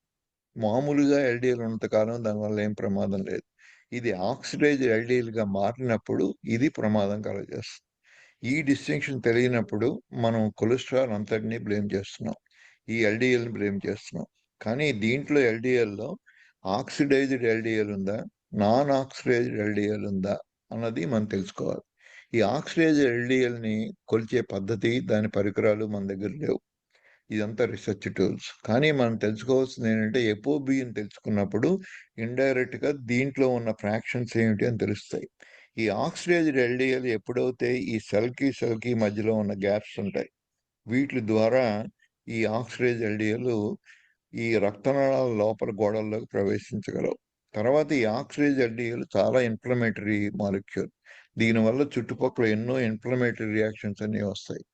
ఇదే పెద్ద సైజులో ఉన్న LDL అయితే ఈ గ్యాప్స్ అనేవి ఉంటాయి ఎండోథీలియంలో. ఈ అంటే లోపలి పొరలో రక్తనాళాల్లో ఉండేదాన్ని ఎండోథీలియం అంటాం. ఈ ఈ ఆర్టీరియల్ లైనింగ్ లో ఉన్న గ్యాప్ ని బట్టి, ఈ LDL సైజుని బట్టి ఇవి లోపలికి ఎంట్రీ ఉంటుందా ఉండదా అని తెలుస్తుంది. ఇలా పెద్ద సైజు LDL మార్కుల్స్ ఉన్నప్పుడు ఇవి లోపలికి వెళ్ళలేవు, రక్తంలోనే ఉండిపోతాయి, దానివల్ల ప్రమాదం లేదు. కానీ చిన్న సైజుగా మారినప్పుడు, అది ఆక్సిడైజ్ అయినప్పుడు ఈ మధ్యలో ఉన్న గ్యాప్లోంచి ఇవి లోపలికి దూరిపోగలవు. ఇలా లోపలికి దూరిపోయి ఈ ఆర్టీరియల్ వాల్లో లోపలగా ఉన్నటువంటి భాగంలో చేరినప్పుడు ఇవి ఇన్ఫ్లమేషన్ కలగజేసి దాని ద్వారా వచ్చినటువంటి ఇన్ఫ్లమేటరీ ప్రోడక్ట్స్. ఏ ఇన్ఫ్లమేషన్ కైనా కంట్రోల్ చేయాలంటే white blood cells most important. ఈ వైట్ బ్లడ్ సెల్స్ లో మోనోసైట్స్, ఇలా మ్యాక్రోఫేజెస్ అని ఉంటాయి. వీటిని ఈ ప్రోటీన్స్ అట్రాక్ట్ చేస్తాయి. ఇలా అట్రాక్ట్ చేసినప్పుడు ఈ కలయిక LDL ఆక్సిడైజ్డ్ LDL మాత్రమే, నాన్ ఆక్సిడైజ్డ్ LDL కి ఈ శక్తి ఉండదు. సో ఇలాగ రియాక్టివ్ ఆక్సిజన్ స్పీషీస్ అన్నవి ఏర్పడినప్పుడు ఈ రెండింటి కలయిక వల్ల ఏర్పడేదే మనకి ఫోమ్ సెల్స్ అనేవి ఉంటాయి. ఇది ఒక విధంగా చూసినట్టయితే LDL ఈ ఇన్ఫ్లమేటరీ ప్రాసెస్ తగ్గించడానికి, మన శరీరాన్ని రక్షించడానికి వచ్చినటువంటి ఇమ్యూనిటీ సెల్స్. కానీ దానికన్నా ఎక్కువ ఈ LDL కొలెస్ట్రాల్ ఉన్నప్పుడు ఈ వైట్ సెల్స్ ఓడిపోతాయి. అలా ఓడిపోయినప్పుడు మాత్రమే ఈ ఫోమ్ సెల్స్గా ఫామ్ అవుతుంది. అలా కానప్పుడు ఈ వైట్ సెల్సే ఎక్కువ శక్తివంతంగా ఉన్నప్పుడు ఈ ఫోమ్ సెల్స్ చాలా, ఈ ఆక్సిడైజ్ LDL తక్కువ ఉన్నప్పుడు ఈ వైట్ సెల్సే నెగ్గుతాయి. అవి కంట్రోల్ చేసి ఏ డ్యామేజ్ లేకుండా బయటపడతాం. కానీ ఎప్పుడైతే ఈ వీటి ప్రాముఖ్యత పెరిగి ఆక్సిడైజ్డ్ LDL పెరుగుతూ వచ్చిందో, మనకున్నటువంటి శక్తిగా ఉన్నటువంటి ఈ మ్యాక్రోఫేజెస్ శక్తి తగ్గుతున్నప్పుడు, మన ఇమ్యూనిటీ తగ్గుతున్నప్పుడు, అప్పుడు మాత్రమే ఈ ఫోమ్ సెల్స్ అన్నవి ఏర్పడతాయి. ఇలా ఏర్పడినవి ఇవి, దీనివల్ల ఎక్కువ ప్రాబ్లం వస్తుంది ఈ ఫోమ్ సెల్ ఫార్మేషన్. ఇది ఇంకా ఎక్కువ ప్రో ఇన్ఫ్లమేటరీ. ఇది అండర్లయింగ్, దీన్ని బయటికి పంపించే పద్ధతి లేదు మన దగ్గర, దీన్ని అరిగించుకునే పద్ధతి లేదు. అందుకోసమని దీన్ని ఒక ఇంజురీ జరిగినప్పుడు ఏ విధంగా మనకి ఈ స్కార్ టిష్యూ ఏర్పడుతుందో, అటువంటి స్కార్ టిష్యూ ఈ బ్లడ్ వెసల్స్ లో లోపల పొరలో ఏర్పడుతుంది.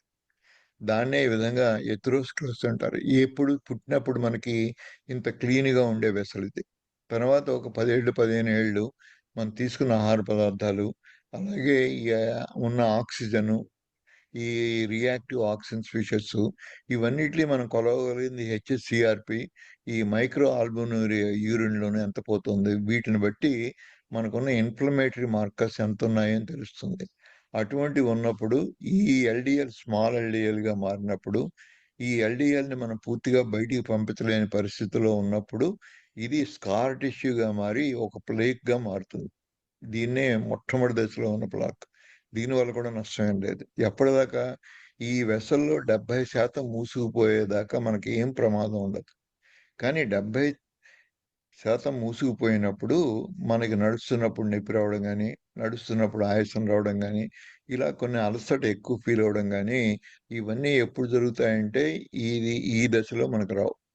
ఎప్పుడైతే ఇది 70% కన్నా పెరిగిందో అప్పుడు దాకా మనకి ఎటువంటి సింప్టమ్స్, గుండెకు సంబంధించిన సింప్టమ్స్ ఏమీ ఉండవు. ఈ విధంగా ఇంక్యుబేట్ అవుతూ ఒక రోజున ఇది గనక స్టేబుల్‌గా లేక ఇలా పగిలినట్టయితే దీనివల్ల వచ్చే ఇన్‌ఫ్లమేటరీ మార్కర్స్ ఇవి క్లాటింగ్ మెకానిజాన్ని ప్రోత్సహించి బ్లడ్ క్లాట్‌గా ఈ బ్లడ్ క్లాట్‌గా మారినప్పుడు మాత్రమే హార్ట్ అటాక్ వస్తుంది. ఇది గనక పూర్తిగా ఇలాగా బ్లడ్ వెసల్స్ అన్నీ కూడా మొత్తం ల్యూమిన్ అంతా కూడా ఈ ఉన్న ఇన్‌ఫ్లమేటరీ ప్రాసెస్ ఎథెరోస్క్లెరోసిస్ మూసుకుపోతూ మెల్లిమెల్లిగా జరుగుతూ ఉంటే, ఈ చుట్టుపక్కల ఉండేటువంటి కొల్లేటరల్స్ అంటారు. వాటిల్లో ఉన్నటువంటి మిగతా రక్త నాళాలు ఓపెన్ అయ్యి, మనకు కావాల్సినటువంటి మినిమమ్ బ్లడ్ సర్క్యులేషన్ జరుగుతూ ఉంటుంది. కానీ ఒక్కసారి ఇది రప్చర్ అయ్యి 3 నిమిషాల్లో బ్లడ్ క్లాట్ ఫార్మ్ అయ్యి, అప్పుడు దానికి సమయం ఉండదు. అందుకోసమని అటువంటి పరిస్థితుల్లో మాత్రమే మనకు హార్ట్ అటాక్ దాని సింప్టమ్స్ వస్తాయి. అందుకోసమని మనం ప్రతి వాళ్ళకి ఈ యాస్పిరిన్ లాంటివి వాడుకోండి. ఈ క్లాటింగ్‌ని ఆపండి. ఈ క్లాటింగ్‌ని ఆపినట్టయితే ఇమ్మీడియేట్‌గా వచ్చేటువంటి ఈ హార్ట్ అటాక్ దుష్ప్రచారాలన్నీ కూడా ఆ దుష్ఫలితాలన్నీ మనం ఆపగలం. దానివల్ల ఈ యాస్పిరిన్ ఎంతో ఉపయోగపడుతుంది. మనం తెలుసుకోవాల్సిన ఎథెరోస్క్లెరోసిస్ కన్నా కూడా ఈ బ్లడ్ క్లాట్ వల్లే హార్ట్ అటాక్స్ వస్తాయి. దీన్ని కూడా మనం వచ్చినప్పుడు వెంటనే గుర్తించడానికి ఈ ట్రొపోనిన్ లాంటి కొన్ని ఎంజైమ్స్ ఉన్నాయి. ఇది క్లాట్ ఫార్మ్ అవ్వంగానే ఒక 5, 6 గంటల లోపుగా మనం గుర్తించి ఈ ఎంజైమ్స్ పెరిగిన తర్వాత అప్పుడు గనక మనం ఆసుపత్రిలో వచ్చినట్టయితే ఈ మోడర్న్ వరల్డ్‌లో ఇప్పుడు చాలా వీటిల్ని కరిగించేటువంటి మందులున్నాయి. దీన్నే ఎన్నో రకరకాల మందులతో పిలుస్తాం పేర్లు. వాటిలన్నీ పెద్ద అంత ఎక్కువ మనకు అవసరం లేదు గానీ, క్లాట్ ఫార్మ్ అయినప్పుడు వాటిని కరిగించే మందులు స్ట్రెప్టోకైనేజ్ అని, యూరోకైనేజ్ అని ఇట్లా ఇటువంటి మందులన్నీ ఇంజెక్ట్ చేసి మీకు 1 గంటలో, 2 గంటల లోపుగా వచ్చినప్పుడు ఈ క్లాట్ అంతా తీసేస్తే వాళ్ళకి హార్ట్ అటాక్‌లో కలిగేటువంటి ఈ దుష్ఫలితాలన్నీ మనం రివర్స్ చేయగలుగుతాం. కానీ ఒక 6 గంటలు అయిపోయిన తర్వాత ఆ ఈసీజీలో చేంజెస్ వచ్చేసి, హార్ట్ మజిల్‌లో చేంజెస్ వచ్చేసిన తర్వాత ఈ క్లాట్ కరిగించినా పెద్ద ఉపయోగం ఉండదు. సో, అందుకోసమని ఈ ఫస్ట్ 6 అవర్స్ హార్ట్ అటాక్ వచ్చినప్పుడు చాలా ఇంపార్టెంట్. అలాగే మన శరీరంలో జరిగేవెన్నో అరటిపండు ఒక్కరోజు కుళ్ళిపోదు. మీరు చూసినట్టయితే ఇలా నల్లబడుతుంది. దీంట్లో ఉన్న ఐరన్ కంటెంటు, ముఖ్యంగా మనకున్నటువంటి ఆక్సిజన్ ఈ 2 కలయిక వల్ల ఈ ఇటువంటి మార్పులని అరటిపండులో బాహాటంగా మనం చూడగలుగుతాం. అప్పుడే ఈ అరటిపండు చెడిపోవడం మొదలవుతుంది. కానీ ఇదే రియాక్షన్‌లు మన శరీరంలో కూడా జరుగుతాయి. అదే ముఖ్యంగా వీటికి కావాల్సినవి ఐరను, ఆక్సిజను, వాటరు. ఈ 3 మనకు సమృద్ధిగా ఉంటది శరీరంలో. ఇలా ఉన్నప్పుడు మీరు బయట వదిలేసిన ఇనుము ఎలా తుప్పడుతుందో, దాంట్లో ఉన్న ఫెరసు, ఈ ఆక్సిజన్ బయటున్న గాలిలోది, ఈ వాతావరణంలో ఉన్నటువంటి తేమ, ఈ 3 కలిసి ఇలా చెడిపోయినట్టుగానే దీనివల్ల వచ్చేటువంటి నష్టాలు, దీనివల్ల వచ్చేటువంటి ఇన్‌ఫ్లమేషను, ఇవి రక్తనాళాల్లో చేరి మనకి ఎన్నో నష్టాలు కలుగజేస్తాయి. దీనికి కారణం ఏంటంటే, ఇటువంటివన్నీ ఎందుకు జరుగుతాయి అన్న దానికోసమని ఇంకొక థియరీ ఇందాక చెప్పిన థియరీ బ్లడ్ వెసల్‌లోంచి లోపలికి ఏ విధంగా ఈ ఎల్‌డిఎల్ చొచ్చుకుని మనకి కష్టాలు కలుగజేస్తుంది. అలాగే బయట నుంచి ఈ రక్తనాళాలకు సరఫరా చేసేటువంటి రక్తం ఉన్నా గాని, రక్తానికి అవసరమైన ఎనర్జీ మళ్ళీ వాటికి ఇంకో చిన్న క్యాపిలరీస్ వీటినే ది కొరనరీ వాసోవాస్కులర్ అంటారు. వీటిలి పెద్ద రక్తనాళాల నుంచి చిన్న చిన్న రక్తనాళాలు ఈ రక్తనాళాలకు సప్లై చేస్తాయి. వీటిలో ఏమన్నా ప్రాబ్లమ్స్ ఉన్నట్టయితే వీటిలో గాని సరైన రక్త ప్రసరణ జరగనప్పుడు ఈ రక్తనాళంకు కావాల్సిన ఎనర్జీ రాదు. అటువంటివన్నీ కూడా ఎన్నో ఎక్స్‌టర్నల్ ఫ్యాక్టర్స్. స్మోకింగ్ చేయడం వల్ల ఈ రక్తనాళం స్పాజమ్‌లోకి వెళ్ళిపోయి, ఈ రక్తనాళాలకి పెద్ద రక్తనాళాలు అయోర్టాకి, కొరనరీ ఆర్టరీస్‌కి సప్లై చేసేటువంటి ఈ ఎనర్జీ సప్లై చేసే మాలిక్యూల్స్ వెళ్ళకపోవడం వల్ల, ఈ ఒక్కసారి సిగరెట్ తాగితే ఇవన్నీ మూసుకుపోతాయి. ఇలా ఎంతసేపు మూసుకుపోతే అంత డ్యామేజ్ జరుగుతుంది. దాన్నే మనం ఏం చేస్తామంటే, ఈ అలా డ్యామేజ్ జరిగినప్పుడు దాన్ని రెడ్యూస్ చేసుకోవడానికి శరీరంలో ఈ ఫోమ్ సెల్స్ అన్నవి ఏర్పడి ఈ బ్లాక్స్ ని కరిగించుకోవడానికి ప్రయత్నిస్తాయి. ఎప్పుడైతే కరిగించుకోలేనంత పరిస్థితి వచ్చిందో అప్పుడు ఇవన్నీ కూడా ప్లాక్ గా ఫామ్ అవుతాయి. సో అందరికీ ఉన్న కామన్ అండర్స్టాండింగ్ ఏంటంటే మనకున్న ఎల్డిఎల్ ఒకటే కారణం అని. అలా కాకుండా ఈ బ్లడ్ వెసల్స్ సప్లై చేసే బ్లడ్ వెసల్స్ ఇది కొద్దిమంది పెథాలజిస్టులు మాత్రమే గుర్తించారు. దీన్ని ఇంకా అందరూ గుర్తించలేదు. ఏ విధంగా ఈ ఇది అసలు స్మూత్ గా ఇలా ఉండవలసినటువంటి బ్లడ్ వెసల్ ఈ ఈ విధంగా ఈ ఫోమ్ సెల్స్ ఫామ్ అయ్యి ఈ విధంగా మనకి వీటిలో ఉన్నటువంటి ఈ కవరేజ్ కింద లోపల ఏర్పడతాయి. వీటిలో ముఖ్యంగా మనం తెలుసుకోవాల్సింది ఏంటంటే ఈ కవరేజ్ బాగున్నంత వరకు మనకి దీనివల్ల కూడా నష్టం లేదు.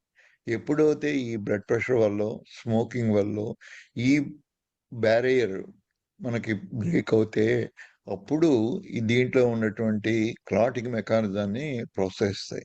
అందుకోసం చిన్న ప్లాక్ అయినా పెద్ద ప్లాక్ అయినా ఇది క్లాటింగ్ జరిగితే వెంటనే హార్ట్ అటాక్ వస్తుంది. సో దీనికి ఈ ఎథెరోస్క్లెరోటిక్‌కి సంబంధం లేదు. దీన్నే స్టేబుల్ ప్లాక్ అని, అన్‌స్టేబుల్ ప్లాక్ అని మేము పేరుతో పెట్టి పిలుస్తాము. అన్‌స్టేబుల్ ప్లాక్ ఎంత చిన్నది ఉన్నా గానీ అది ప్రమాదానికి కలుగజేస్తుంది. అందుకోసమే 60%, 70% ఈ పూడికలు అవసరం.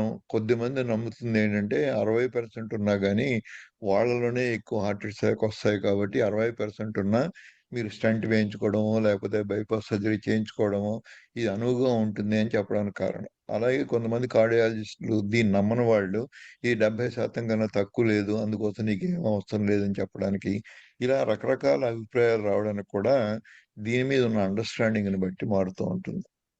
అట్లాగే ఎప్పుడైతే ఈ క్లాట్ ఫామ్ అయిందో ఎప్పుడైతే ఈ ఇది రప్చర్ అవ్వడం అన్నది కొంత పరిధి దాటిన తర్వాతే రప్చర్ అవ్వాలి లేదు. ఇది ఈ స్టేజ్ లో కూడా రప్చర్ అవ్వచ్చు. సో అందుకోసం ఏ స్టేజ్ లో ఈ ప్లాక్ రప్చర్ అయింది అన్నది చెప్పడం అంత ఈజీ కాదు. కానీ కొన్ని ఫ్యాక్టర్స్ హెచ్ఎస్సిఆర్పి దీన్నే మైలో పెరాక్సిడేజ్ అన్న దాన్ని ఎస్టిమేట్ చేసినట్టయితే కొన్ని రోజుల ముందో కొన్ని గంటల ముందో మనం వీటిని గుర్తించవచ్చు. అలాగే లైపోప్రోటీన్ లిటిల్ ఏ అని ఉంటుంది.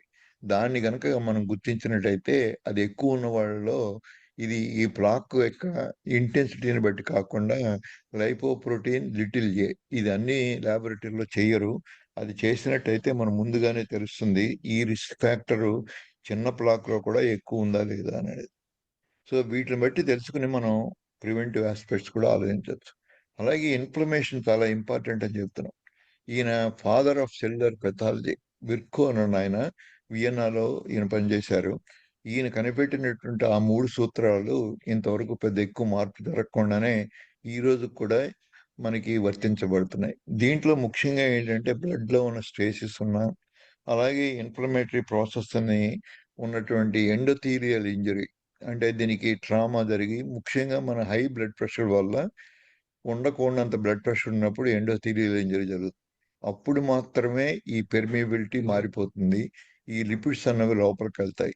సో ఇవన్నీ కూడా ఆయన 1856 సంవత్సరంలో మనకు డిస్క్రైబ్ చేసి దీనికి ఉన్నటువంటి కారణాలు ఏంటి ఇన్ఫ్లమేషన్కి ముఖ్యంగా ఎండోథీలియల్ ఇంజరీ ఎక్కడైతే జరుగుతుందో అక్కడ ఇన్ఫ్లమేషన్ వచ్చే అవకాశాలు ఎంతో ఉన్నాయి అని ఆ రోజు చెప్పారు.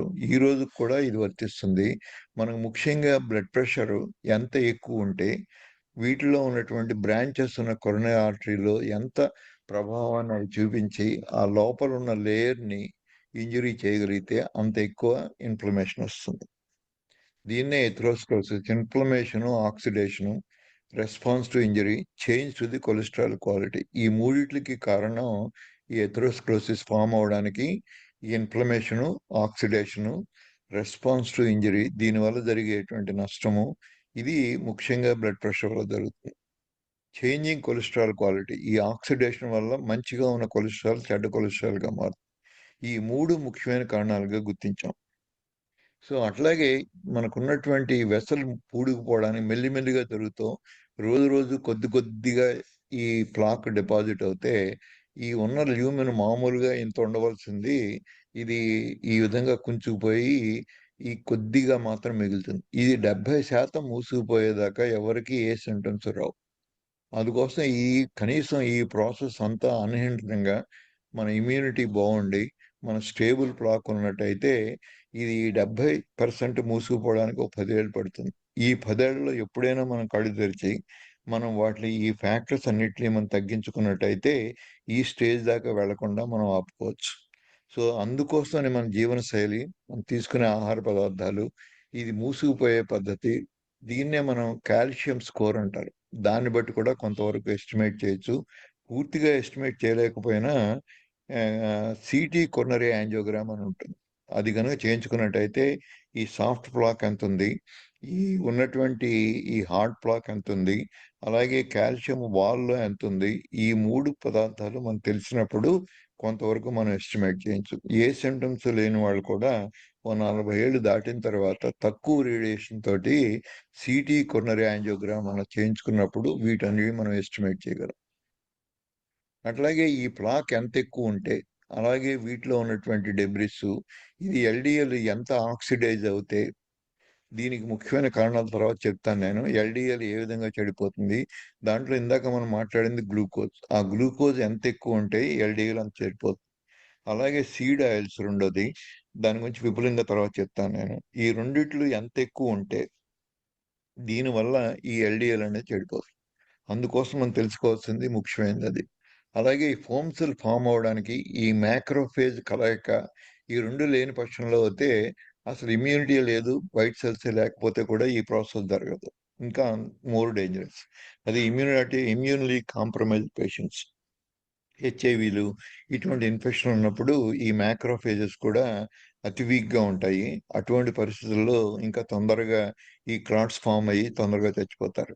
అదే పరిస్థితి మన కోవిడ్ వైరస్ ఇన్ఫెక్షన్ వచ్చినప్పుడు ఈ ఇమ్యూనిటీ తగ్గిపోయినప్పుడు ఈ వైట్ సెల్స్ కూడా ఏం ఆపలేని పరిస్థితుల్లో తొందరగా వాళ్ళకి క్లాట్స్ ఫార్మ్ అయ్యి ముఖ్యంగా ఎక్కువ మందికి ఈ డయాబెటిస్ ఉన్న వాళ్ళల్లో ఈ ఇమ్యూనిటీ మెకానిజం కూడా దెబ్బతిన్నప్పుడు వైటమిన్ డీలు ఇవి తక్కువ ఉన్నప్పుడు వాళ్ళలోనే ఈ హార్ట్ అటాక్స్ ఎక్కువ వచ్చి కోవిడ్ టైంలో ఎక్కువ మంది ఈ దుర్మరణానికి చెందడానికి కారణం ఈ ఇమ్యూనిటీ లేకపోవడం, దానివల్ల కలిగినటువంటి ఈ క్లాటింగ్ మెకానిజం డిస్టర్బ్ అవ్వడం, ఇవన్నీ కూడా కలగాపులకంగా మనం చూసాం కోవిడ్‌లో. ఇటువంటి ప్రమాదాలు అప్పుడప్పుడు జరుగుతాయి. కానీ ఏమీ లేనప్పుడు కూడా ఇవన్నీ జరుగుతున్నాయని తెలుసుకొని, కోవిడ్ లేనప్పుడు కూడా మనం ఈ జాగ్రత్తలన్నీ తీసుకున్నప్పుడు మనం వీటన్నిటి కూడా ఆపగలుగుతాం.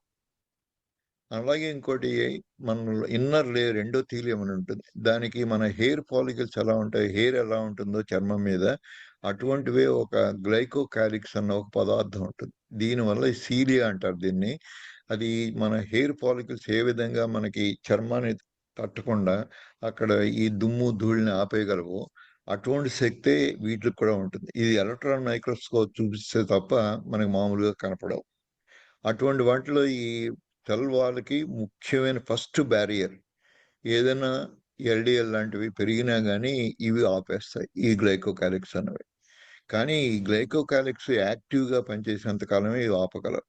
ఈ యాక్టివిటీని తగ్గించడానికి మనం తీసుకున్నటువంటి ఒక హై కార్బోహైడ్రేట్ మీల్ తీసుకున్నట్టయితే ఈ గ్లైకోకాలిక్స్ నార్మల్‌గా ఉండవలసినవి 2 గంటల దాకాను, ఒక్కోసారి ఎక్కువ కార్బోహైడ్రేట్ ఉంటే 4 గంటలు, అలాగే 6 గంటల దాకా కూడా రికవర్ కాని పరిస్థితి పెరాలిసిస్ వస్తుంది. ఈ గ్లైకోకాలిక్స్ ఎంతవరకు మనకు పారలైజ్ అయిపోతే అంతవరకు ఈ బ్యారియర్ ఉండదు. అందుకోసమని ఈజీగా ఎల్‌డిఎల్ ఆక్సిడైజ్డ్ ఎల్‌డిఎల్ దీని లోపలికి చేరుకునే అవకాశం ఎంతైనా ఉంటుంది. సో, హెవీ కార్బ్ మీల్ తిన్నప్పుడు ఎంత కార్బోహైడ్రేట్స్ ఉండి, ఎంత ఈ గ్లైకోకాలిక్స్‌ని పారలైజ్ చేస్తే అంత రిస్క్ మనకి మళ్ళీ 6 గంటలో, 3 గంటలో కొంతవరకు కొన్ని రికవర్ అవుతాయి. ఆ రికవర్ అయినప్పుడు మళ్ళీ వీటి పని మామూలుగా జరుగుతుంది. అలాగే ఇంకో ముఖ్యమైన ఇది ఒక సిగరెట్ తాగినప్పుడు ఈ గ్లైకోకాలిక్స్ పూర్తిగా పారలైజ్ అయిపోతాయి. మన ఆహారంలో తీసుకున్న కార్బోహైడ్రేట్స్ కన్నా కూడా ఈ సిగరెట్‌లో ఉన్న నికోటిన్ తోటి ఇంకా ఎక్కువ ప్రాబ్లమ్‌లోకి వెళ్ళిపోతుంది. ఒక్క సిగరెట్ తాగితే ఒక గంట సేపు దాకా ఇవి పనిచేసే అవకాశం లేదు. పూర్తిగా పారలైజ్ అయిపోతాయి. సో, అందుకోసం ఈ గంటలోపుగా మళ్ళీ ఇంకో సిగరెట్ తాగితే ఎప్పుడూ పారలైజ్ స్టేట్‌లోనే ఉంటాయి ఇవి. ఇలా ఎంత ఎక్కువ సేపు ఈ పారలైజ్ స్టేజ్‌లో ఉంటే అంత మనకి ఈ గుండె జబ్బులొచ్చే అవకాశం ఉంటుంది. అందుకోసమనే స్మోకింగ్‌ని పూర్తిగా మానమని, ఇది ఈ బ్యారియర్‌ని బ్రేక్ చేస్తుంది. దీనికిను మనకు లంగ్‌లో జరిగే డ్యామేజి, మిగతా శరీరంలో డ్యామేజ్‌కి సంబంధం లేదు.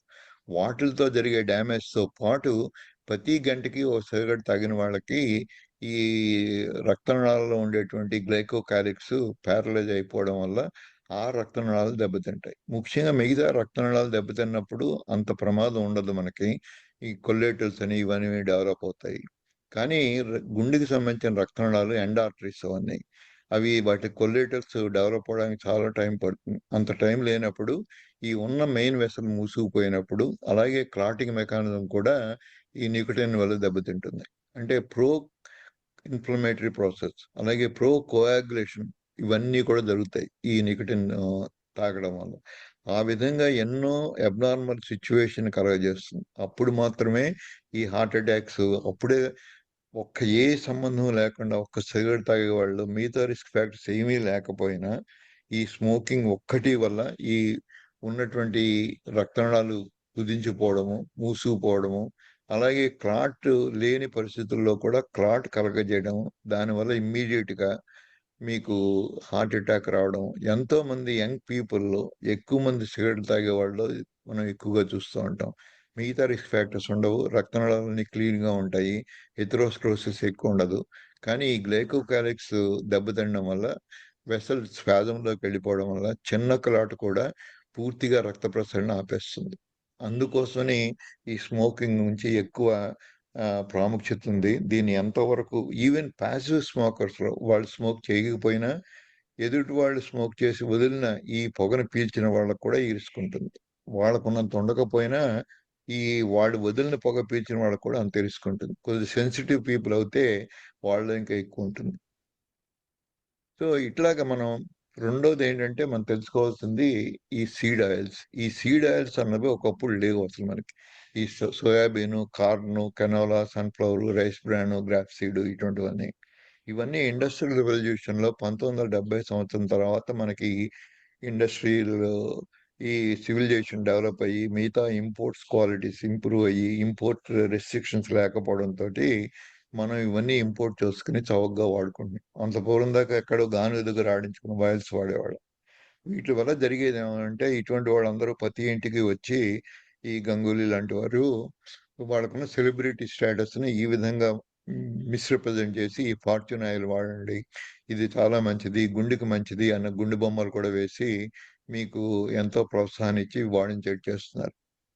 దీనివల్ల జరిగేది ఏంటంటే మీరు కనుక రిఫైన్డ్ ఆయిల్స్ వండిన ఒక 150 గ్రాముల పకోడీలు తింటే మీరు 83 సిగరెట్లు తాగితే ఎంత ప్రమాదమో ఇప్పుడే చూసాం. ఒక సిగరెట్ తాగితే ఒక గంట సేపు దాకా అవి ప్యారలైజ్ అయిపోవడం. అటువంటి 83 సిగరెట్లు తాగితే ఎంత ప్రమాదమో దీంట్లో కలర్ చేసేది యాక్రోలిన్ అనే ఒక కెమికల్ సబ్స్టెన్స్. మనకి ఫ్రెంచ్ ఫ్రైస్ కానీ ఏది వండినా కానీ మీకు దీంట్లో ఈ రిఫైన్డ్ ఆయిల్స్ వండిన వాటిలో మిగిలే పదార్థం ఇది యాక్రోలిన్. అలాగే ఒకసారి వాడిన ఆయిల్ రెండోసారి వాడితే ఇంకా ఎక్కువ ప్రమాదాన్ని కలగజేయడం. ఇది ఇంత చిన్నప్పటి నుంచి మనం కార్బోహైడ్రేట్స్ ముఖ్యంగా రిఫైన్డ్ ఆయిల్స్ వండినవి ఈ పొటాటో చిప్స్, ఫ్రెంచ్ ఫ్రైస్ ఇటువంటి పెడుతున్నామంటే ఒక చిప్ ఈజ్ ఈక్వల్ టు ఒక్కొక్క సిగరెట్ కాల్చినట్టే. ముఖ్యంగా మనం చిన్నపిల్లలకి వాళ్ళు తిన్నా తినకపోయినా బతిమాలి బామాలి ఎంతో ప్రోత్సహించి ఇటువంటి చిప్స్ ఇవన్నీ నేర్పుతున్నాం మనం చిన్నప్పటి నుంచి. ఆ తెలియని అమాయక జీవితంలో మొదలుపెట్టినవి ఎంతో ఒక 10-15 ఏళ్లలోనే వాళ్ళకి ఈ రిఫైన్డ్ ఆయిల్స్ వల్ల జరిగిన నష్టం వల్ల ఎంతో మందికి యంగ్ వయసులోనే గుండె జబ్బులు రావడం, ఎంతో మందికి యంగ్ వయసులోనే డయాబెటీస్ రావడం, ఈ రెండు కలిసి వస్తే జెనెటిక్స్ కూడా దానికి తోడు ఆ పేరెంట్స్ కూడా వాళ్ళకి కొద్దిగా ఫ్యామిలీ హిస్టరీ ఉండి హార్ట్ అటాక్స్ ఇటువంటివి వచ్చిపోయిన వాళ్ళు అయితే వీళ్ళందరికీ కూడా 30 ఏళ్ళ లోపుగానే ఇటువంటి వాళ్ళ వల్లే మన స్టాట్స్ అన్ని తారుమారవుతున్నాయి. ప్రపంచ ఏ దేశాల కన్నా కూడా ఇది ఒక్కసారి మీరు పాయిజన్ చేస్తే ఈ పాయిజన్ హాఫ్ లైఫ్ పీరియడ్ ఇది 2 to 6 years. అంటే దాన్ని బట్టి మీరు అర్థం చేసుకోవచ్చు. మీరు ఏదో ఒక రోజు ఇవాళ మొదలైన half life of seed oils in cell membrane ఈ 600 to 680 days. అప్పటిదాకా ఈ యాక్రలిన్ అన్నదాన్ని మనం వదిలించుకోలేం. అది ఎప్పుడు ఒకసారి తిని వదిలేస్తే. అలా కాకుండా రోజు ఇదే తింటే ఈ 6 ఏళ్ళు తొందరగానే పూర్తవ్వవు ఎప్పటికీను. అందుకోసం కంటిన్యూస్‌గా డ్యామేజ్ జరుగుతూ ఉంటుంది. ఆ డ్యామేజ్ ఎలా జరుగుతుంది అనే దానికి విపులంగా రాసినటువంటి ఈ పుస్తకం 'డార్క్ క్యాలరీస్' ఎవరికైనా అవకాశం ఉంటే ఈ పుస్తకాన్ని చదివితే ఈవిడ చేసిన రిసెర్చ్ అంతా కూడా ఈవిడ ఎంతో విపులంగా విపులీకరించారు. అలాగే నైనా టీక్లుజ్ అన్న ఈవిడ ఒక ఇన్వెస్టిగేటివ్ జర్నలిస్ట్. ఎంతో కృషి చేసి ఈ సీడ్ ఆయిల్స్ అన్ని ఎలా జరుగుతున్నాయి, ఎలా మనకి ప్రభావితం చేస్తున్నాయి అనారోగ్యాన్ని అన్న దాని గురించి కూడా ఈవిడ పుస్తకాలు రాశారు. అలాగే ఎన్నో పాడ్కాస్ట్లు కూడా ఉన్నాయి. అలాగే ఈయన క్రిస్ నాబ్ అని ఒక ఆప్థల్మాలజిస్ట్, అమెరికాలో ఈ మధ్య రిటైర్ అయ్యారు. ఈయన కూడా ఎంతో దీని మీద కాన్సన్ట్రేట్ చేసి ఈ సీడ్ ఆయిల్స్ ఏ విధంగా హాని చేస్తున్నాయి, ముఖ్యంగా ఈయన స్టడీ అంతా ఆక్యులర్ డీజనరేషన్, మ్యాక్యులర్ డీజనరేషన్, కంటి చూపు ఎలా పోతుంది దాని మీద రీసెర్చ్ చేస్తూ ఈయన దీన్ని తెలుసుకున్నారు. కంటి చూపు పోవడానికి, ఎక్కువ మంది అడల్ట్స్ బ్లైండ్ అవ్వడానికి ఈ సీడ్ ఆయిల్స్ ఏ విధంగా తోడ్పడుతున్నాయి అన్నదాన్ని రీసెర్చ్ చేసి ఈయన ఎన్నో పుస్తకాలు రాశారు. సో వీళ్ళందరూ స్టడీస్ చదివితే మనకేమర్థమైందంటే దీంట్లో ఒమేగా 6, ఒమేగా 3 రెండు రకాల ఫ్యాటీ యాసిడ్స్ ఉంటాయి. ఈ ఒమేగా 6 అన్నవి ఏమవుతుందంటే ఇవి కొంత రేషియోలో ఉన్నప్పుడు మనకేం ప్రమాదం ఉండదు. కానీ ఒక రేషియో దాటిన తర్వాత ఇవి ఎరాకిడోనిక్ యాసిడ్ అనే ఒక ప్రో ఇన్ఫ్లమేటరీ ప్రోడక్ట్గా మారుతాయి. కానీ ఈ రెండు ఎసెన్షియల్ అమైనో యాసిడ్సే, ఫ్యాటీ యాసిడ్సే. ఈ రెండిట్లోనూ ఏ ఒక్కటి లేకపోయినా మనం జీవనం గడపలేం. కానీ ఒమేగా 6 ఒమేగా 3 కన్నా ఎక్కువ ఉన్నప్పుడు, 4 రెట్ల కన్నా ఒమేగా 6 ఒమేగా 3 కన్నా ఎక్కువ ఉన్నప్పుడు ఎక్కువ ప్రమాదాలు జరుగుతాయి. ఒమేగా 6 డైరెక్ట్గా చేయకపోయినా దీని బై ప్రోడక్ట్స్ ఉంటాయి కొన్ని. ఆ బై ప్రోడక్ట్స్ వల్ల ఈ క్లాటింగ్ మెకానిజం యాక్టివేట్ అవుతుంది. దీనివల్ల మనం ఒమేగా 6 అన్నది ఈ రిఫైన్డ్ ఆయిల్స్లో ఎక్కువ ప్రపోర్షన్లో ఒమేగా 6 మాత్రమే ఉండడం, ఈ ఒమేగా 3 తక్కువ ఉండడం, దీనివల్ల జరిగే నష్టాలు, దీనివల్ల ప్రో ఇన్ఫ్లమేటరీ ప్రాసెస్ అన్న జరగడము అన్నదాన్ని శాస్త్రకారులు నిరూపిస్తున్నారు. అట్లాగే మీరు చూసినట్టయితే ఈ ఆయిల్స్ అన్నిట్లోనూ దీంట్లో శాచురేటెడ్ ఫ్యాట్ ఎంత ఉంటుంది ప్రతి ఆయిల్లోనూ, పాలీ అన్సాచురేటెడ్ ఫ్యాట్ అంటే ఇంక్లూడింగ్ ఆలివ్ ఆయిల్లో ఉండేటువంటివి కూడా.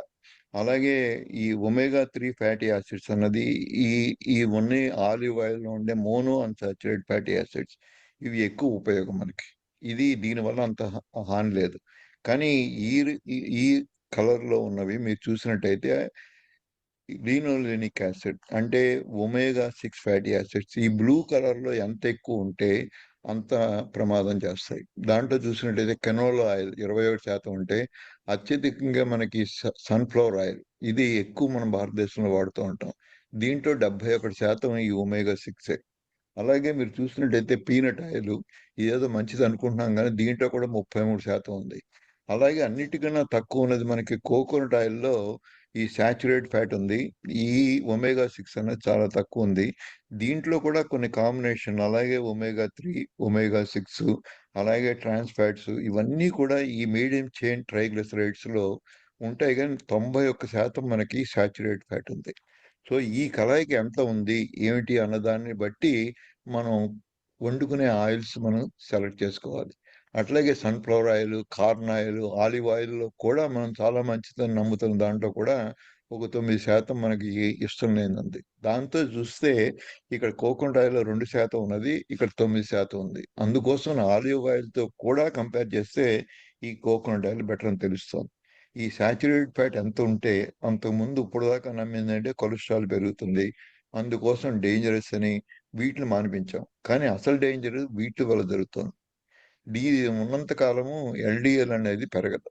ఈ కార్న్ ఆయిల్, ఆలివ్ ఆయిల్ ఇవి వాడినప్పుడు మీకు మార్కర్గా ఉన్నటువంటి ఈ కొలెస్ట్రాల్, చెడ్డ కొలెస్ట్రాల్ అని ఈ ఒమేగా 3 ఒమేగా 6 ఎక్కువ ఉండడం వల్ల కొలెస్ట్రాల్ మెకానిజమే దెబ్బతిని ఎల్డిఎల్గా మారుతుంది.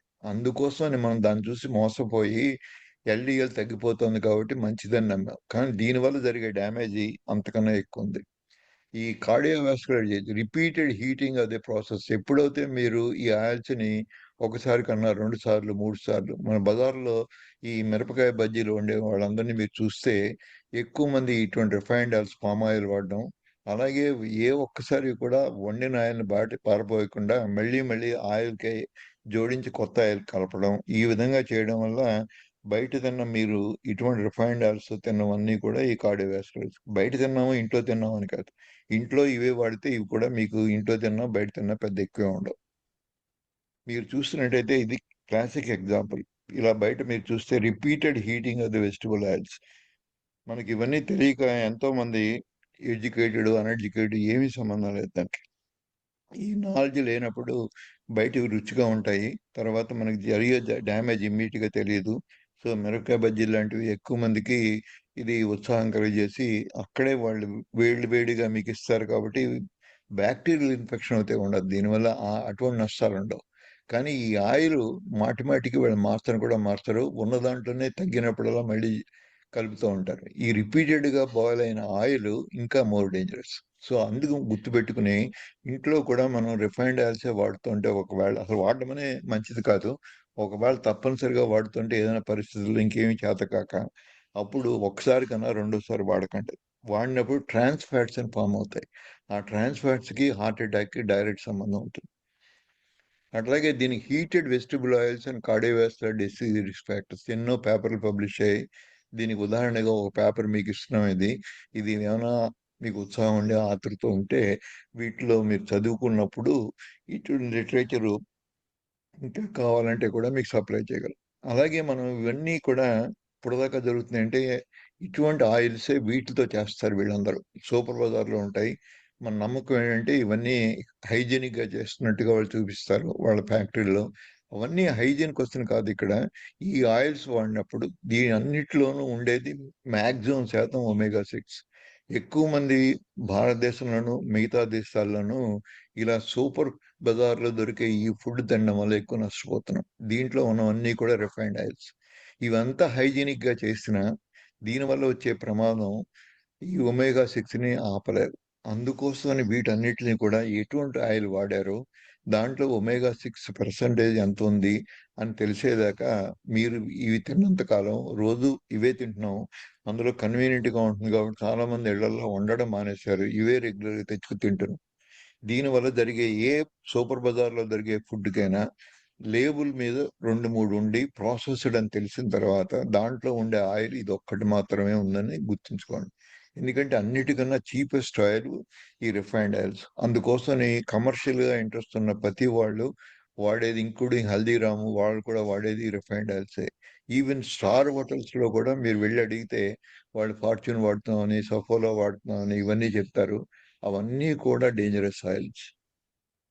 అలాగే మన బేకరీస్‌లో జరిగేటువంటి వీటన్నీ కూడా ఈ మార్జరీన్ అనేంత పూర్వం ఎక్కువ డాల్డా వనస్పతి. అది ఎక్కువ కలుపుతారు. ఆ వనస్పతి ఎంత కలిపితే మీకు అంత ట్రాన్స్ ఫ్యాట్స్ అని వస్తాయి. ఈ ట్రాన్స్ ఫ్యాట్స్ ఎంత ఎక్కువ ఉంటే మీ గుండె జబ్బులు అంత తొందరగా వస్తాయి. ఇది ముఖ్యమైన కారణంగా గుర్తిస్తున్నాం ఈ మధ్య కాలంలో.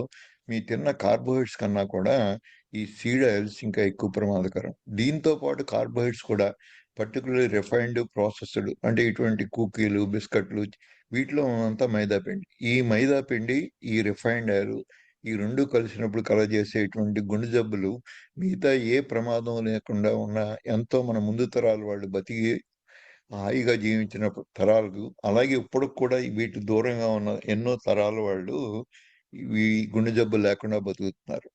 అవన్నీ తర్వాత తర్వాత చెప్తాను. నేను చూపిస్తాను. ఇటువంటివి ఎన్ని తిన్నా, ఏ రకంగా మీరు తిన్నటువంటి సూపర్ బజార్‌లో ఫుడ్డు, బేకరీలో తినే ఫుడ్డు, ముఖ్యంగా వాళ్ళు మార్జరీను లేక డాల్డా, వనస్పతి ఇటువంటి వాటిలో వాడి, అలాగే రిఫైన్డ్ ఆయిల్స్ వాడితే వీటిని తయారు చేసే పద్ధతిలో వీటిలో వాళ్ళ లేబుల్‌లో కూడా రాయవలసిన అవసరం లేదు. యాక్సెప్టెడ్ ఫుడ్ ఇంగ్రీడియెంట్స్ అంటారు. సో, దానివల్ల మీకు దాంట్లో ఏముందో కూడా తెలీదు. సో, దీంట్లో ఉన్నది లిపిడ్ పెరాక్సిడేషన్ ముఖ్యంగా జరగవలసిందంటే ప్రతి సెల్‌కి ఈ ఉన్నటువంటి సెల్ వాల్ ఉంటుంది. ఈ సెల్ వాల్‌ని ఇంటిగ్రిటీయే ముఖ్యమైనది ఇంపార్టెంట్. ఈ పూఫా అన్నది ఏం చేస్తుందంటే, అంటే పాలీ అన్సాచురేటెడ్ ఫ్యాటీ యాసిడ్స్ అంటే ఈ ఒమేగా 6 ఎక్కువున్నవి. అలాగే సఫోలా, సన్‌ఫ్లవర్ ఇవన్నీ కూడా. ఇవన్నీ చేసే పద్ధతి ఏంటంటే సెల్ వాల్‌కి ముఖ్యంగా రక్షణగా ఉంటుంది. Outer membrane, inner membrane. ఈ 2 లేయర్స్‌లోనూ ఈ ఔటర్ మెంబ్రేన్ కొలెస్టరాల్ వల్ల, ఇంటిగ్రిటీ వల్ల ఈ లోపల జరిగే టాక్సిక్ మెటీరియల్‌ని బయటికి పంపించడానికి, బయట ఎంతో తక్కువ సాంద్రత ఉన్నా గాని, ఈ ఆస్మోలాలిటీ వల్ల కొన్ని గ్రేడియంట్స్ క్రియేట్ చేసి, బయటున్న రక్తంలో ఉన్నటువంటి ఎన్నో ఉపయోగపడే ఆహార పదార్థాలు లోపలికి రావడానికి ఉపయోగపడేది ఈ సెల్. ఇది ఇంటిగ్రేటెడ్ నార్మల్‌గా ఉండే సెల్. కానీ ఎప్పుడైతే ఈ ఒమేగా 6 ఉన్నవి సెల్ ఇలా ఉన్నప్పుడు ఈ సెల్ వాల్ డిస్ట్రాయ్ అయిపోతుంది. ఈ సెల్ వాల్ డిస్ట్రాయ్ అయిపోయినప్పుడు మనకున్నటువంటి ఎంతో అసౌకర్యం కలిగించేటువంటి ఎన్నో పదార్థాలు సెల్ లోపలికెళ్తాయి. ఇది ప్రతి సెల్‌లో మనకున్న 49 50 ట్రిలియన్ కణజాలంలో ఈ ఎఫెక్ట్ కనపడుతుంది. ముఖ్యంగా రక్తనాళాల్లో జరిగినప్పుడు ఇది ఎథెరోస్క్లెరోసిస్ గాను, మిగతా సెల్స్‌లో జరిగినప్పుడు మిగతా అన్నీ కూడా. ఈ విధంగా మైటోకాండ్రియా అన్నది మన ఎనర్జీ ప్రొడ్యూస్ చేసేటువంటి శక్తి కణమైన అంతర్భాగం సెల్. దీన్ని దెబ్బతీస్తాయి. ఎప్పుడైతే ఇలా దెబ్బతినిపోయాయో, ఈ సెల్ మెంబ్రేన్ ఇలా ఉండవలసింది అలా మారిపోయిందో, అప్పుడు ఏమవుతుందంటే నార్మల్‌గా ఉండే ఈ సెల్లు దీనివల్ల క్రాక్స్ ఏర్పడి, ఈ విధంగా చెడిపోయి ఇది ఎక్కువ ప్రమాదాన్ని కలుగజేస్తుంది. ఇవన్నీ కూడా సీడ్ ఆయిల్స్ చేస్తాయి. సో, ఆ విధంగా మనం చూసినట్టయితే ఈ పెరియాక్సిడేషన్ ఈ స్కిన్‌లో జరిగే మచ్చలు ఇవన్నీ బయటకు కనపడతాయి. కానీ కొన్ని రక్తనాళాల్లో ఉన్నవి మనకు బయటికి కనపడవు. కానీ ఆప్థల్మోస్కోప్ తోటి అలాగే మీరు ఫండస్‌లో ఉన్నటువంటి కంటి లోపల ఉన్న రక్తనాళాలు చూసినట్టయితే ఈ చేంజెస్ అన్నీ డయాబెటిస్ వాళ్ళలో ప్రస్ఫుటంగా కనపడతాయి. ఈ డయాబెటిస్ కాకుండా రక్తపోటు ఉన్న వాళ్ళలో కూడా బాగా కనబడతాయి. వాటిలో ఎక్కువ డ్యామేజ్ జరుగుతుంది. కానీ అటువంటి రక్తనాళాలు డైరెక్ట్‌గా చూడలేని పక్షంలో ఇలా స్కిన్ మీద జరుగుతుంది. ఈ స్కిన్ మీద జరిగే లక్షణాలకి మనం తీసుకున్న ఈ రిఫైన్డ్ ఆయిల్స్‌కి దగ్గర సంబంధం ఉంది. సో, ఏ విధంగా మనం ఇంకొక మోస్ట్ ఇంపార్టెంట్ ఆయిలు దీంట్లో మనం తెలుసుకోవాల్సిందంటే C15 అనే ఒక ఆయిల్ ఉంది. దీన్నే ఒమేగా 9 ఫ్యాటీ యాసిడ్స్. ఇవి కూడా మనకి కన్వర్ట్ అయ్యి ఇవన్నీ కూడా ఒమేగా 3 ఫ్యాటీ యాసిడ్స్ అవి డైరెక్ట్‌గా ఉపయోగపడకపోయినా, ఈ ఎక్సోకోనిక్ యాసిడ్ ఇవన్నీ పలకడానికి కొద్దిగా కష్టం. కానీ డీహెచ్ఏ అనే చిన్న పేరుతో మనం పిలుచుకోవచ్చు. ఈపీఏ, డీహెచ్ఏ ఇవి most important biologically active form. Omega 3 కూడా డైరెక్ట్‌గా మనకు ఉపయోగపడదు. కానీ ఇది డీహెచ్ఏగా మారినప్పుడు మాత్రమే మనకి ఎక్కువ ఉపయోగపడుతుంది. దీన్ని బయో అవైలబిలిటీ అంటారు. ఎంత మారింది మనం తీసుకున్న ఒమేగా 3 అటువంటివి ఈ డీహెచ్ఏగా మారే అవకాశం సీడ్ ఆయిల్స్ నుంచి చాలా తక్కువుంది. అటువంటి వాళ్ళనే మన స్కిన్ అంతా ముందుగా ముడతలు పడడం, మన హెయిర్ యొక్క ఇంటిగ్రిటీ తగ్గిపోయి ఎక్కువ మందికి ఈ తెల్ల జుట్టు రావడము, అలాగే ఈ మచ్చలు రావడము, ఇలాగ ఎన్నో రకరకాల మన స్కిన్ దగ్గర నుంచి, గుండె దగ్గర నుంచి, మన కంటి దగ్గర నుంచి ఈ హెల్త్ చెడిపోవడానికి కారణం ముఖ్యమైనది ఈ రిఫైన్డ్ ఆయిల్స్. దీని యొక్క ఫార్ములా ఇది. అట్లాగే మనకి the importance of omega 6 and omega 3 fatty acids ratio in cardiovascular disease and other chronic diseases. ఇది మనకు కొన్ని పబ్లికేషన్స్ మీకు చూపిస్తున్నాను నేను. దీనికి ఎవరికైనా ఇంట్రెస్ట్ ఉంటే ఇటువంటి లిటరేచర్ చదివి మీరు దీని నుంచి ఇంకా ఎక్కువ నాలెడ్జ్ సంపాదించొచ్చు. సో, మోస్ట్ ఇంపార్టెంట్ ఏంటంటే మనకి ఈ పాలీ అన్సాచురేటెడ్ ఫ్యాట్స్‌లో ఈ ఒమేగా 6 ఎంత ఉంది అన్నది మోస్ట్ ఇంపార్టెంట్. ఈ బ్లూ లైన్. ఇవి ఎంత తక్కువున్న ఆయిల్స్ వాడితే అంత మంచిది. దీని గురించి అలాగే ఈ మధ్య కాలంలో ఈయన స్టెఫీనీ వాట్సన్ అని C15 అనే ఒక ఫ్యాటీ యాసిడ్‌ని గుర్తించారు. షే మన షార్క్‌లో గుర్తించింది ఈవిడ. ఇది లోపంగా ఉన్నా గానీ మన శరీరంలో మనకి ఏజింగ్ తొందరగా అవుతుందని, ముసలివాళ్ళం తొందరగా అయిపోతామని, మన స్కిన్‌లో జరిగేటువంటి ఎన్నో ముడతలకి, మన స్కిన్ యొక్క గ్లో తగ్గడానికి ఈ ముఖ్యమైన C15 ఇది సీడ్ ఆయిల్స్ వాడినప్పుడు తగ్గిపోతుంది. ఇలా తగ్గిన ఈ C15ని మళ్ళీ రీప్లేస్ చేస్తే తప్ప మనకి ఆరోగ్యంతో రాదు. దీని గురించి ఇంకా పూర్తిగా అందరికీ అర్థం కాకపోయినా ఏదో ఒకళ్ళిద్దరు మాత్రమే దీని గురించి ఎక్కువ స్టడీ చేసి ఈ మధ్య కాలంలో C15 గురించి కూడా చెప్తున్నారు. ఇది కూడా ఎంతో ప్రాముఖ్యమైనది. దీన్ని ఏ విధంగా రిప్లెనిష్ చేసుకోవచ్చు, లేకపోతే సప్లిమెంట్ రూపంలో తీసుకోవాల్సొస్తుందా అన్న లిటరేచర్ ఇప్పుడిప్పుడే అక్యుములేట్ అవుతుంది. కానీ ముఖ్యంగా మేము గుర్తించింది ఆర్గానిక్ ఫుడ్డు. అలాగే మీరు తీసుకున్నటువంటి ఈ యానిమల్ ఫ్యాటు, యానిమల్ లివరు, అలాగే చికెను, మీటు తిన్నప్పుడు ఈ రియాక్షన్ అన్నీ తగ్గుతాయి. ఇది ముఖ్యంగా ఇదేం చేస్తుందంటే ఈ C15 ఈ ఫెరాప్టోసిస్ అన్న ఈ ప్రాసెస్‌ని పెంచి సెల్ మెంబ్రేన్‌ని డిస్టర్బ్ చేస్తుంది. ఆల్మోస్ట్ డిస్ట్రాయ్ చేసేస్తుంది. మామూలుగా సెల్ ఇలా ఇంటిగ్రేట్‌గా ఉండి, ఇంపెర్మియబుల్‌గా ఉండేటువంటి సెల్ మెంబ్రేను ఈ రియాక్షన్ వల్ల ఎప్పుడైతే డెఫిషియన్సీ ఉంటుందో C15 అప్పుడు ఈ విధంగా జరిగి ఇవన్నీ తునాతునకలైపోయి సెల్ వాల్ చెల్లాచెదరైపోతే ఈ సెల్ చేసే పని చేయలేదు ఈ సెల్ వాల్. ఆ విధంగా మనకి ఎన్నో నష్టాలొస్తాయి. సో, ఆ విధంగానే మనకి ఈ ఎథెరోస్క్లెరోసిస్ రావడం, నార్మల్‌గా ఉండవలసిన ఈ లేయర్స్ అన్నీ కూడా దెబ్బతింటే, ఈ C15 లేకపోతే C6, ఈ omega fatty acids 6, linoleic acid, ఇవి ఎంత ఎక్కువ ఉంటే అంత ఇవన్నీ ఏర్పడుతూ ఉంటాయి. ఇది ముఖ్యమైన కారణం కానీ కొలెస్ట్రాల్ మాత్రం కాదు. దీనికి తోడు ఇవి చెడిపోయినప్పుడు ఈ ఆక్సిడైజ్డ్ ఉన్నట్టయితే అప్పుడు ఈ ప్రాసెస్ అంతా కూడా యాక్సిలరేట్ అవుతుంది. అందుకోసం తొందరగా చచ్చిపోయే అవకాశం ఉంటుంది. దీన్నే ఎథెరోస్క్లెరోసిస్, దీని లక్షణాలన్నీ మన కాళ్ళ లక్షణాల్లో కూడా ఏర్పడొచ్చు. ఇవి కూడా మూసుకుపోతే ఈ కాళ్ళు చచ్చుబడిపోవడం, లేకపోతే పుండుపడి మానకపోవడం, ఒక్కోసారి గ్యాంగ్రీన్ వచ్చి ఈ కాళ్ళు తీసేయడం. ఇది సిగరెట్ స్మోకర్స్‌లో ఎక్కువ జరుగుతుంది. ఈ సిగరెట్ స్మోకింగ్ వల్ల ఈ రక్తనాళాలన్నీ మూసుకుపోతాయి. అలాగే గుండె రక్తనాళాలు ఇలా ఉండవలసినవి ఇలా మూసుకుపోయి దీనికి తోడు క్లాట్ కూడా ఫార్మ్ అవుతే హార్ట్ అటాక్స్ వస్తాయి. ఇది ముఖ్యమైన మెకానిజం. వీటిని ఎంత తొందరగా మనం తెలుసుకుని దీని అన్నిటికీ పాలీ అన్సాచురేటెడ్ ఫ్యాట్ ఒమేగా 6 ఎంత ఉంటే మీ ఆక్సిజన్ ఎంత చెడిపోతే ఇవన్నీ కూడా మీకు ఈ నార్మల్ సెల్స్ ని డిస్ట్రాయ్ చేసి ఇటువంటి సెల్ డిస్ట్రాయ్ అయిన సెల్స్ ఇవి మన ఎథెరోస్క్లెరోసిస్ కలుగజేస్తాయి. ఆక్సిడేటివ్ స్ట్రెస్ అంటారు. ఇది ఇన్ఫ్లమేషన్ తోడు. ఇవన్నీ కూడా ది 4 హైడ్రాక్సీ నియోనా ఇది చెప్పాను 4-HNE. ఇది ఒమేగా 6 ది పర్టికులర్లీ ఈ కాంపౌండ్ 4 హైడ్రాక్సీ 2 నానోనియల్ ఇది ఈ ప్రోడక్ట్ మిగిలిపోతుంది. దీని వల్ల ఎక్కువ మనకి జనరేషన్, దీని హాఫ్ లైఫ్ ఎక్కువ. ఇది ఒమేగా 6 ఈ ఫ్యాటీ యాసిడ్స్ తిన్నప్పుడు ఎక్కువ జనరేట్ అవుతుంది. ఇది ఎంత ఎక్కువ జనరేట్ అయ్యి మన యాంటీ ఆక్సిడెంట్ కెపాసిటీ తగ్గిపోతే గ్లూటాథయోన్ అనేది దీన్ని న్యూట్రలైజ్ చేస్తుంది. కానీ ఆ గ్లూటాథయోన్ కెపాసిటీ కొంతవరకే ఉంటుంది. ఈ 4-HNE కంటిన్యూస్గా మీరు రిఫైన్డ్ ఆయిల్స్ వాడడం వల్ల వచ్చే ఈ నష్టం అది పెరిగిపోయి మనకి హార్ట్ అటాక్స్గా వస్తుంది. దీంట్లో కార్డియోలిపిన్ అనేది మోస్ట్ ఇంపార్టెంట్. ఇది దీన్ని డిస్టర్బ్ చేస్తుంది. ఈ కార్డియోలిపిన్ ఎంత దెబ్బతింటే మీకున్న సెల్ వాల్ అంత దెబ్బతిని, అలాగే మీ మైటోకాండ్రియా దెబ్బతిని, ఇవన్నీ కొద్ది బయోకెమిస్ట్రీ ఇవన్నీ అంత అవసరం లేదు.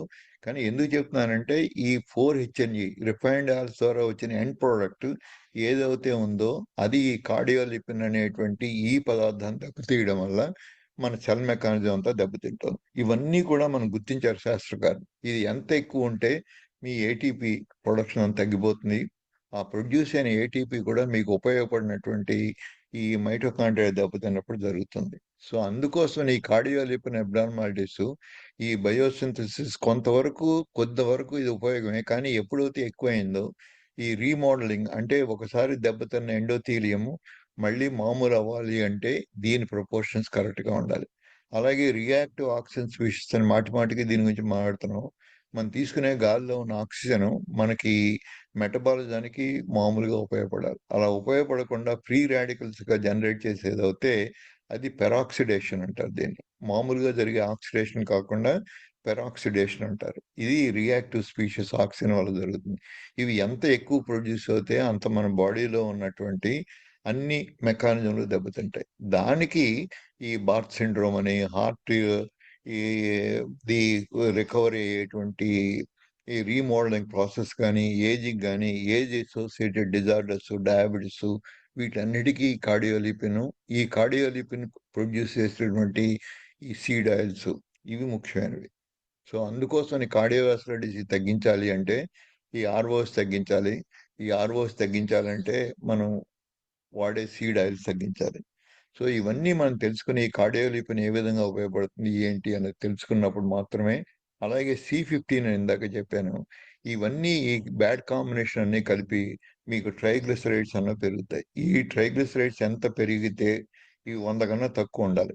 ఎల్డిఎల్ ఎంత ఉన్నా కానీ ముఖ్యమైనది ఈ ట్రైగ్లిసరైడ్స్ తక్కువ ఉండాలి. ఈ ట్రైగ్లిసరైడ్ యొక్క ఫ్రాక్షనే ఎల్డిఎల్ అల్టిమేట్గా అయ్యేది. సో ఈ ట్రైగ్లిసరైడ్సే ముందు బాడీలో ఎక్కువ తయారవుతే ఇది ఎక్కువ హాని కలిగిస్తుంది. కానీ ఎక్కువ మంది డాక్టర్లు, ఫిజిషియన్లు, కార్డియాలజిస్టు ట్రైగ్లిసరైడ్స్ మిమ్మల్ని ఏం చెయ్యవు, ఇదేం పర్వాలేదు అని మీకు చెప్తారు. కానీ ఈ ట్రైగ్లిసరైడ్స్ ఒక విధంగా మనకి ఇమ్మీడియట్‌గా అయ్యే ప్రమాదం ఉండదు. ఇది 500, 600 దాటిపోయినప్పుడు ప్యాంక్రియాటైటిస్ లాంటివి వచ్చే జబ్బులున్నాయి. సో దాని మీదే దృష్టి పెట్టి ఈ ట్రైగ్లిసరైడ్స్ అంతకన్నా దాటితే తప్ప ఎక్కువ మంది ఫిజిషియన్స్ రియాక్ట్ కారు. కానీ మా ఉద్దేశంలో ఇది 100 కన్నా ఎక్కువ దాటితేనే మీరు రియాక్షన్ చూపకుండా ముఖ్యంగా హెచ్‌డీఎల్ కూడా తగ్గి, ఈ ట్రైగ్లిసరైడ్స్ పెరిగి ఆ రేషియో గనక 1.5, 2 కన్నా ఎక్కువ ఉన్నట్టయితే మీకు జరిగే నష్టాలు ఎక్కువ ఉంటాయి. సో వీటిని ఎస్టిమేట్ చేసుకుని వీటిని సలహా కావాలంటే మీరు దీనికి అన్నీ తెలిసిన లిపిడాలజిస్ట్ అని కొంతమంది స్పెషలిస్టులు ఉంటారు. వాళ్ళ దగ్గర గానీ, ఈ ఎల్‌సీహెచ్ఎఫ్ చేసేటువంటి ఈ డాక్టర్ల దగ్గర గానీ మీరు సంప్రదించినట్టయితే వీటి గురించి ఇంకా ఎక్కువ ఇన్ఫర్మేషన్ ఇవ్వగలుగుతారు. సో, దీన్ని సమ్మరైజ్ చేయాలంటే ఆక్సిడైజ్డ్ ఎస్‌డిఎల్‌డిఎల్ కొలెస్ట్రాల్ ఇంపార్టెంట్. మొత్తం టోటల్ కొలెస్ట్రాల్ కాదు, ఎల్‌డిఎల్ కాదు. దీంట్లో ఉన్న ఆక్సిడైజ్డ్ ఎల్‌డిఎల్ మాత్రమే ఇది ఇంపార్టెంట్. అలాగే రిఫైన్డ్ ప్రాసెస్డ్ కార్బోహైడ్రేట్స్ ఏ విధంగా ఎక్కువ తింటే అడ్వాన్స్డ్ గ్లైకేషన్ ఎండ్ ప్రొడక్ట్స్ ఏర్పడతాయి. అలాగే ఆక్సిడైజ్డ్ ఎల్‌డిఎల్ కూడా ఎక్కువ. దాంతో పాటు స్మోకింగ్ కూడా ఉంటే నికోటిన్ ప్యారలైజెస్ గ్లైకోకాలిక్స్. ఇందాకనే చెప్పిన ఈ హెయిర్ లాంటివి ఇన్సైడ్ బ్లడ్ వెసల్స్ ఉంటాయి. ఇది ప్యారలైజ్ అవుతాయి. అలాగే రిఫైన్డ్ సీడ్ ఆయిల్స్ ముఖ్యంగా HNE2 అలాగే కార్డియోలిపిన్ ఈ 2 పదార్థాలు ఎక్కువ నష్టం అవుతుంది. అదే పెరాక్సిడేషన్ అంటారు దాన్ని. అలాగే క్రానిక్ సబ్ క్లినికల్ ఇన్ఫ్లమేషన్ దీనివల్ల ఓవర్ వెయిట్ వల్ల కంటిన్యూస్గా ఈ ఇన్ఫ్లమేటరీ ప్రాసెస్ ఇన్ఫ్లమేటరీ హార్మోన్స్ పెరుగుతూ ఉంటాయి. అందుకోసం ఓవర్ వెయిట్ వల్ల ఎక్కువ వచ్చే నష్టాలు ఈ 3 కాంబినేషన్లు. అలాగే ఇన్సులిన్ కూడా కొద్దిగా తేడా ఉండి మీకు బ్లడ్ ప్రెషర్ ఉండి దానివల్ల ఎండోథీలియం డ్యామేజ్ అయ్యి అలాగే బ్లడ్ ప్రెషర్ ఉన్న వాళ్ళలో నైట్రిక్ ఆక్సైడ్ అనేది ఉండదు. ఈ నైట్రిక్ ఆక్సైడ్ లేని పక్షంలో మీ బ్లడ్ వెసల్స్ కుదించిపోతాయి. దీని గురించి నెక్స్ట్ దాంట్లో ఎక్కువ క్లారిఫికేషన్ ఇస్తాను. హైపర్ టెన్షను ఈ నైట్రిక్ ఆక్సైడ్ ఎలా ఉంది అన్నది. ఇప్పుడు సమయాభావం వల్ల ఇక్కడితో ఆపి మీ అందరికీ ఈ ఓపికగా విన్నందుకు నా ధన్యవాదాలు. ముఖ్యంగా మనం తెలుసుకోవాల్సింది కొలెస్ట్రాల్ మంచిదే. గుడ్, బ్యాడ్ అని 2 కొలెస్ట్రాల్‌లు లేవు. కానీ దాని కాంబినేషను, దాని లైపోప్రోటీన్స్ అది ఎవరితో సహవాసం చేస్తున్న దాన్ని బట్టి ఈ కొలెస్ట్రాల్ కొన్నిసార్లు గుడ్ గాను, కొన్నిసార్లు బ్యాడ్ గాను ప్రవర్తిస్తుంది. ఆ బ్యాడ్ కొలెస్ట్రాల్‌ని ఐడెంటిఫై చేసి దాన్ని తగ్గించుకోవడానికి ముఖ్యమైనవి 1 carbohydrates, refined processed carbohydrates, 2 seed oils. ఇవి మానేయగలిగితే మీ అందరికీ మనం చేస్తున్న ఈ తప్పును మనం గుర్తించి ఈ రెండింటిని కంట్రోల్ చేసుకున్నట్టయితే మీకు గుండె జబ్బులు రాకుండా ఉంటాయి. Thank you. ధన్యవాదాలు మరొక్కసారి. Thank you very much sir. ఎంతో ముఖ్యమైన చాలా విషయాలు ఈ ఉపన్యాసంలో వచ్చాయి సార్. నేను ఇప్పుడు ఉపన్యాసంలోని ముఖ్య విషయాలను బ్రీఫ్గా సమ్మరైజ్ చేస్తాను. మనం large fluffy LDL, small dense LDL గురించి తెలుసుకున్నాం. స్మాల్ డెన్స్ ఎల్డిఎల్ మాత్రమే రక్తనాళాల్లో ప్లాక్ ఏర్పడటానికి కారణమని, ఇది ఏర్పడటానికి కారణం హై గ్లూకోజ్ మరియు సీడ్ ఆయిల్స్ వలన ఎల్డిఎల్ గ్లైకేషన్ మరియు ఆక్సిడేషన్ అవటం అని తెలుసుకున్నాం. ఏ ప్రాబ్లమ్స్ లేకుండా కూడా 40 సంవత్సరాల వయసు దాటిన వారు సిటీ యాంజియోగ్రామ్ మరియు సిఏసి కరోనరీ కాల్షియం స్కోర్ టెస్టులు చేయించుకోవచ్చని చెప్పి డాక్టర్ గారు సూచించారు. గ్లూకోజ్ మరియు సీడ్ ఆయిల్స్ ఎల్డిఎల్ను డ్యామేజ్ చేస్తాయని, ఆర్టరీస్ను గ్లైకోకాలిక్స్ అనే పదార్థం డ్యామేజ్ కాకుండా కాపాడుతుందని తెలుసుకున్నాం. మనకు పారే నీటి కాలువలో పెరిగిన గడ్డి కాలువ అడుగు భాగంలో మట్టి కోసుకుపోకుండా ఎలా కాపాడుతుందో అలాగే ఇది ఆర్టరీస్ను డ్యామేజ్ కాకుండా కాపాడుతుంది. మనం తీసుకునే హై కార్బ్ ఫుడ్ మూలాన బ్లడ్ గ్లూకోజ్ పెరిగి గ్లైకోకాలిక్స్ని డ్యామేజ్ చేస్తుంది. ఒక విధంగా ఇది కరిగిపోతుంది. డ్యామేజ్ అయిన కరిగిపోయిన గ్లైకోకాలిక్స్ మళ్ళీ మంచి స్థితిలోకి రావడానికి 6 గంటల దాకా సమయం పడుతుందని తెలుసుకున్నాం. ఈ డ్యామేజీ ప్లాక్ ఏర్పడటానికి కారణమని చెప్పి మనం తెలుసుకున్నాం. అలాగే సిగరెట్ తాగినప్పుడు వచ్చే నికోటిన్ కూడా ఈ గ్లైకోకాలిక్స్ని డ్యామేజ్ చేస్తుందని తెలుసుకున్నాం. అలాగే సీడ్ ఆయిల్స్ వాడటం ఎంత ప్రమాదమో మనం తెలుసుకున్నాం. సీడ్ ఆయిల్స్తో చేసిన పకోడీలు వంటి పదార్థాలు ఒక 150 గ్రాములకు కనుక తింటే అది 83 సిగరెట్లు తాగితే ఎంత డ్యామేజ్ అవుతుందో మన రక్తనాళాల్లో అంత డ్యామేజ్ చేస్తుందని తెలుసుకున్నాం. అలాగే సీడ్ ఆయిల్స్లో చేసిన డీప్ ఫ్రై చేసిన ఒక్కొక్క ఫ్రెంచ్ ఫ్రై ఒక్కొక్క సిగరెట్తో సమానం అని మనం తెలుసుకున్నాం. అలాగే సీడ్ ఆయిల్స్తో ఫ్రై చేసే పదార్థాలు వండినప్పుడు యాక్రిలిన్ అనే విషతుల్యమైన పదార్థం తయారవుతుందని మనం తెలుసుకున్నాం. మనం తిన్న seed oils half life 6 years అని తెలుసుకున్నాం. అంటే మన బాడీలో ప్రతి సెల్ వాల్లో ఉన్న ఈ సీడ్ ఆయిల్ సగం తగ్గటానికి 6 ఇయర్స్ దాకా పడుతుంది. అంటే మరలా 4వ వంతుకి తగ్గటానికి మరొక 6 ఇయర్స్ పడుతుంది. కాబట్టి మనం సీడ్ ఆయిల్స్ తినటం మానేస్తే వెంటనే బాడీలోంచి ఈ సీడ్ ఆయిల్ వదిలిపోతుందని అనుకోకూడదు. సీడ్ ఆయిల్స్ తినటం ఇంత ప్రమాదమని మనకు సామాన్యంగా తెలియదు. అన్నిటికన్నా ముఖ్యమైన విషయాన్ని డాక్టర్ గారు తెలియజేశారు. అదేమిటంటే మనం సీడ్ ఆయిల్స్ చాలా ఎక్కువగా మరియు చాలా సులభంగా ఆక్సిడైజ్ అవుతాయి. దీని మూలంగా కొలెస్ట్రాల్ డ్యామేజ్ అయ్యి అది ఏర్పడే పరిమాణం తగ్గిపోతుంది. బాడీలో కొలెస్ట్రాల్ తగ్గి కనిపిస్తుంది. కొలెస్ట్రాల్ తగ్గి కనిపించడం మంచిదని మనకు చెప్పారు. కానీ అది బాడీకి, ఆరోగ్యానికి నిజంగా మంచిది కాదు. మనల్ని ఇంతవరకు ఈ విషయంలో మిస్గైడ్ చేశారు.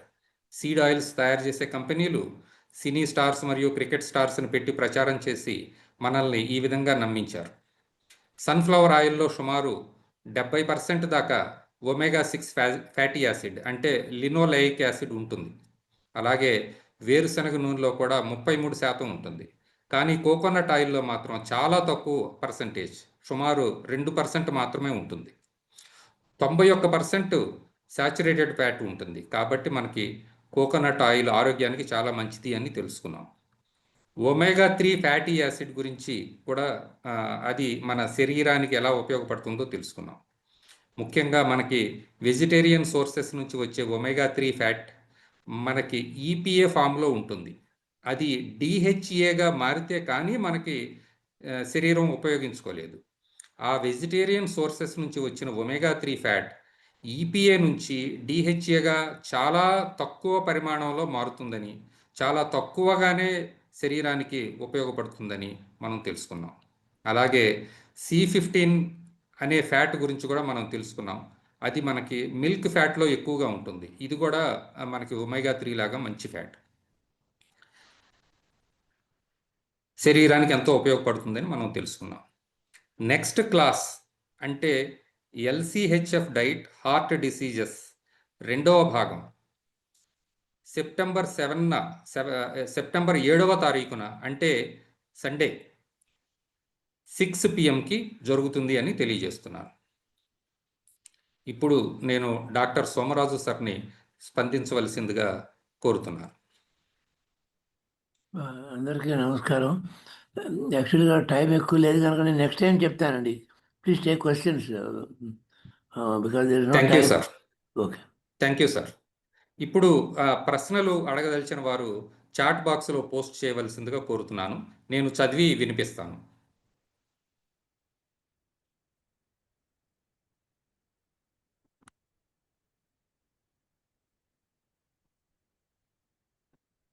సార్ భాస్కర్ కొండేటి గారు అడిగారు sir, what is the benefit of magnesium in heart problems? చాలా ఉపయోగం ఉందండి. చాలా మందిలో ఈ మోడర్న్ ఫుడ్ వల్ల మనం తెలుసుకోవాల్సినట్టే మెగ్నీషియం తగ్గిపోతుంది.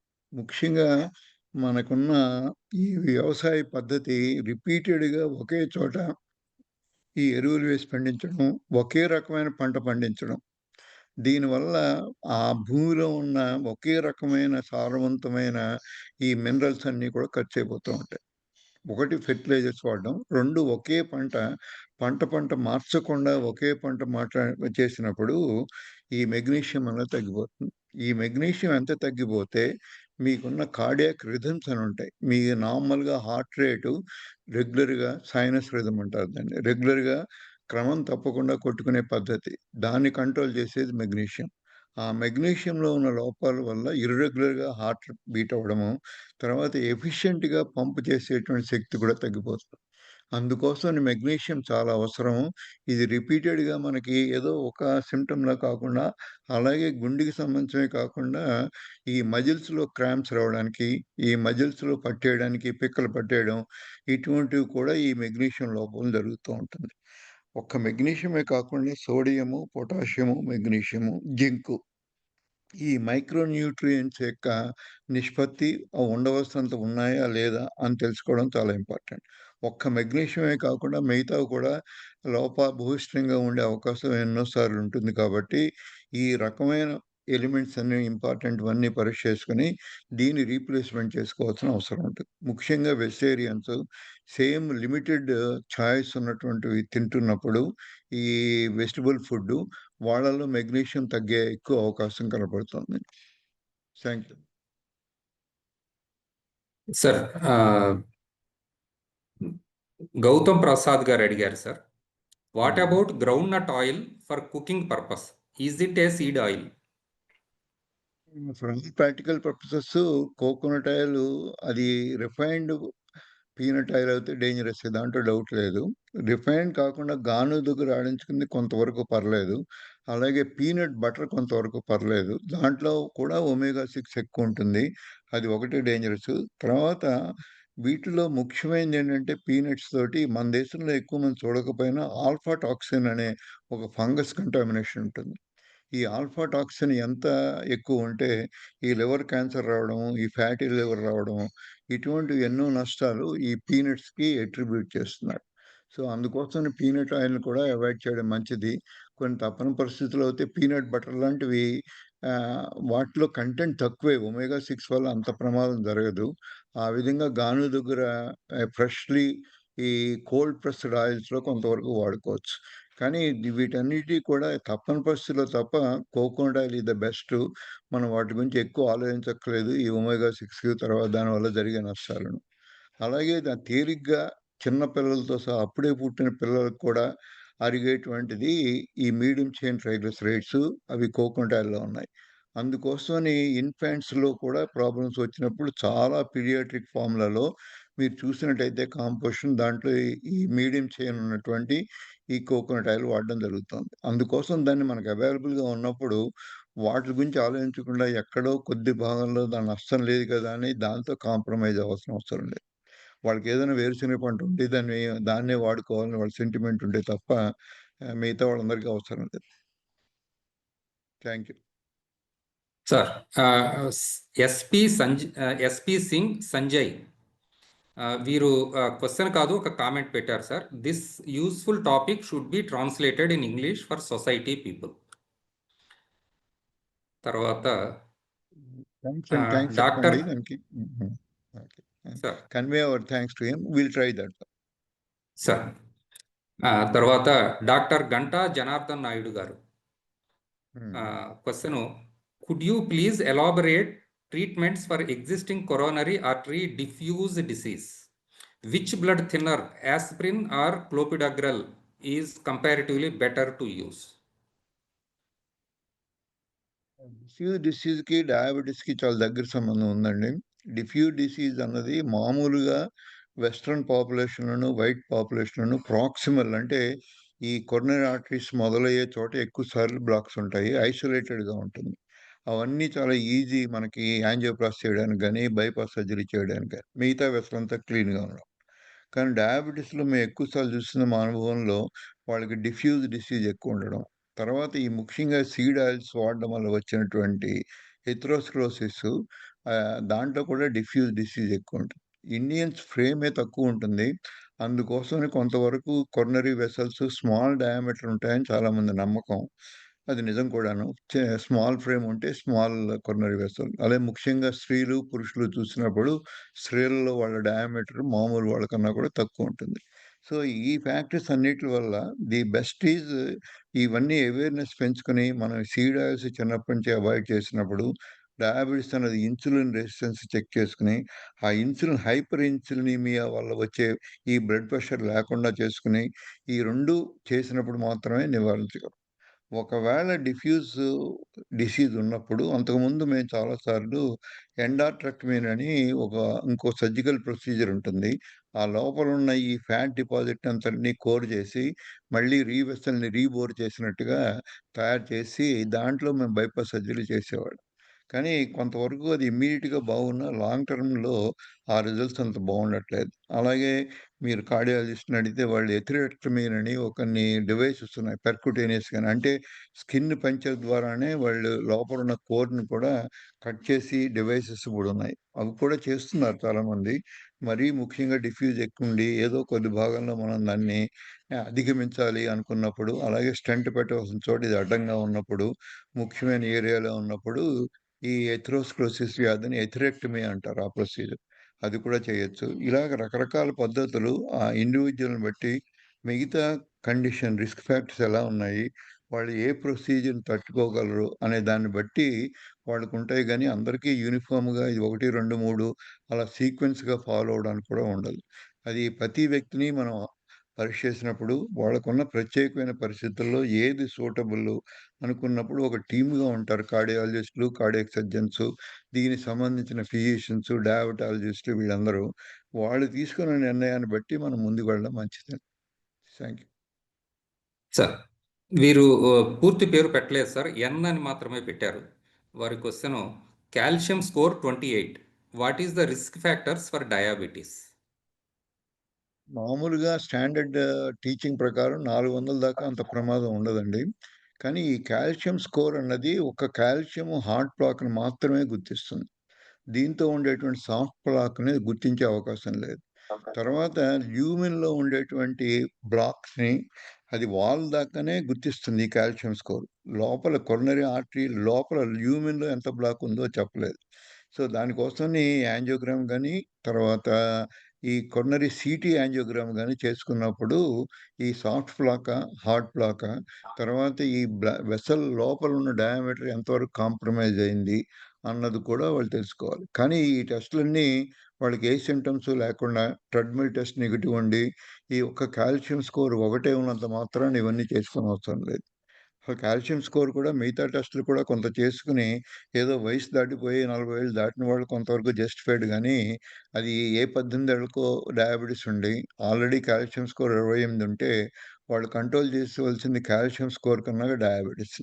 ఆ డయాబెటిస్ కంట్రోల్ కానంత వరకు ఒకసారి దానికైనా ప్రొసీజర్ చేసుకున్నా దాంతోటి that is not end of the story. మళ్ళీ ఇంకో చోట ఈ బ్లాక్స్ ఏర్పడొచ్చు. లేకపోతే స్టంట్‌లోనే మీకు బైపాస్ సర్జరీ చేసిన బైపాస్ గ్రాఫ్ట్‌లోనే బ్లాక్స్ ఏర్పడొచ్చు. దీని తీవ్రత అంతా కూడా ఆ కాల్షియం స్కోర్ 28 ఉన్నప్పుడు ఉండదు. ఏ వయసులో వచ్చింది 28? అదే ఒక 80 ఏళ్ల వయసు వాళ్ళకి 28 స్కోర్ ఉంటే పెద్ద పట్టించుకోక్కర్లేదు. కానీ ఏ 15 ఏళ్ల వాళ్ళకో 28 స్కోర్ ఉంది అంటే డెఫినిట్‌గా అది 30 ఏళ్ళు, 40 ఏళ్ళు వచ్చేప్పటికి అది కొన్ని వందల్లోకెళ్తుంది. సో, ఎవరికొచ్చింది అని కూడా ఇన్ఫర్మేషన్ ఇవ్వలేదు వాళ్ళు. అసలు వాళ్ళ పేరే చెప్పలేదు ఎన్ గారికి. మనం ఇటువంటి ఇండివిడ్యువల్ ప్రాబ్లమ్స్‌ని డిస్కరేజ్ చేయడానికి కారణం ఇదే. వాళ్ళకున్న పూర్తి హిస్టరీ తెలీదు. ఏదో ఒక దాన్ని పట్టుకొని, ఒక నంబర్‌ని పట్టుకొని, ఆ నంబర్‌ని ట్రీట్ చేసే లక్షణం నా దగ్గరైతే లేదు. అందుకోసం దయవుంచి అటువంటి క్వెషన్‌లు అడిగి మమ్మల్ని ఇబ్బంది పడి, మీకు సరైన ఆన్సర్ రాక, మీరు కష్టపడి మిగతా ఇవన్నీ కూడా ఇంత అసౌకర్యం కలిగించడం అనవసరం. Thank you. సార్ సార్ తర్వాత Shahida Naushin garu question I have noticed maximum people who are vegetarians has gut issues and people who have gut issues again there always mental imbalances. If this is correct then how do we treat gut issues? అవును. మీరు చెప్తున్నారు కాబట్టి gut ఇష్యూస్‌ని correct చేయడమే. దానివల్ల heart డిసీజులు కూడా తగ్గుతాయి. అది ఇంకో రోజు ఎప్పుడైనా విడిగా మాట్లాడండి. గట్ బయోమ్ ఏ విధంగా గుండె జబ్బును కలుగజేస్తుంది. గట్ బయోమ్ గట్‌లో ఉన్న బాక్టీరియా మీకున్న మానసిక స్థితిని మారుస్తుంది. మీకున్నటువంటి ఒబేసిటీకి, మీకున్న ఫ్యాటీ లివర్‌కి, మీకున్న క్యాన్సర్‌కి, మీకున్న గుండె జబ్బులకి మనకున్న హెల్తీ గట్ బయోమ్ అవసరం. ఆ గట్ బయోము సరైనది లేని పరిస్థితుల్లో మనకున్న ఎకో సిస్టమ్‌కి ఏమిటి అది అమెరికాలో ఉన్నటువంటి ఎక్కడో టెక్సాస్‌లో ఉన్న వాళ్ళ గట్ బయోమ్‌కి, మన గట్ బయోమ్‌కి చాలా తేడా ఉంది. అన్‌ఫార్చునేట్‌లీ ఇండియాలో గట్ బయోమ్ గురించి ఇంతవరకు స్టడీస్ తెలీదు. తర్వాత మనకున్న వాతావరణంలో ఉన్న గట్ బయోమ్ ఏది మంచిది, ఏది చెడ్డది అన్న దాని మీద పూర్తి అవగాహన ఇంకా మనకు రాలేదు.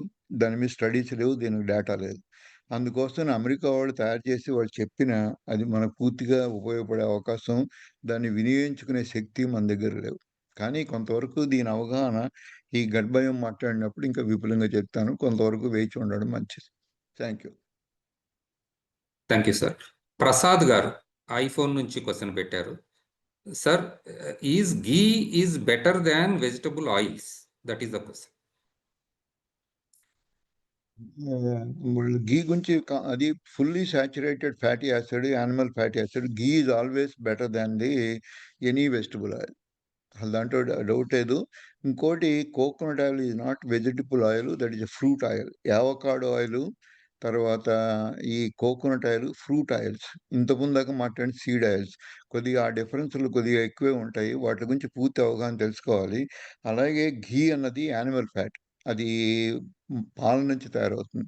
దాంట్లో ఫుల్లీ సాచురేటెడ్ ఫ్యాట్. సో కొన్ని అడ్వాంటేజ్ చాలా ఉన్నాయి. ఘీ బటర్ కన్నా కూడా ఘీ ఎందుకు బెటర్ అంటే, బటర్ వచ్చేప్పటికి ఈ కెసిన్ ప్రోటీన్ కూడా తగ్గిపోతుంది. చాలామందికి లాక్టోజ్ ఇంటాలరెన్స్ ఉన్న వాళ్ళకి కూడా ఈ ఈ ఫ్యాట్స్ ఒకటి వల్ల మీకు ఎలర్జీ ఉండదు. మోస్ట్ ఆఫ్ ది టైమ్స్ వాళ్ళకు ఉండే ఎలర్జీ అంతా ఈ ప్రోటీన్ కెసిన్‌కి, తర్వాత దాంట్లో ఉన్నటువంటి కార్బోహైడ్రేట్ లాక్టోజ్‌కి. సో, లాక్టోజ్ ఇంటాలరెంట్ వాళ్ళకి కూడా ప్రయత్నం చేసి ఈ ఘీని వాడుకోగలిగితే అది మంచిది. కానీ ఘీ కన్నా మంచిది కోకోనట్ ఆయిల్. సో, ఎవరైనా బంగారం, వెండి ఇస్తానంటే, బంగారం వద్దు వెండే తీసుకుంటానంటే వాళ్ళు ఘీ వాడుకోవచ్చు. Thank you. Sir, thank you sir.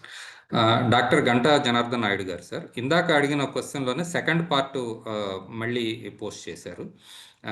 Which blood thinner, aspirin or clopidogrel is comparatively better to use for CVD patient? ఏదైనా ఒక బ్లడ్ థిన్నర్ మంచిది అందరికి అదే వాడేవాళ్ళం అండి.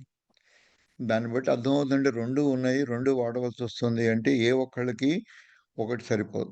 అలాగే యాస్పిరిన్ సెన్సిటివ్‌గా ఉండి, యాస్పిరిన్ పడిన వాళ్ళకి చాలామంది క్లోపిడోగ్రిల్ వాడవచ్చు. భారతదేశంలో ఈ రెండిట్ల మధ్య డిసైడ్ అయ్యేది కాస్ట్.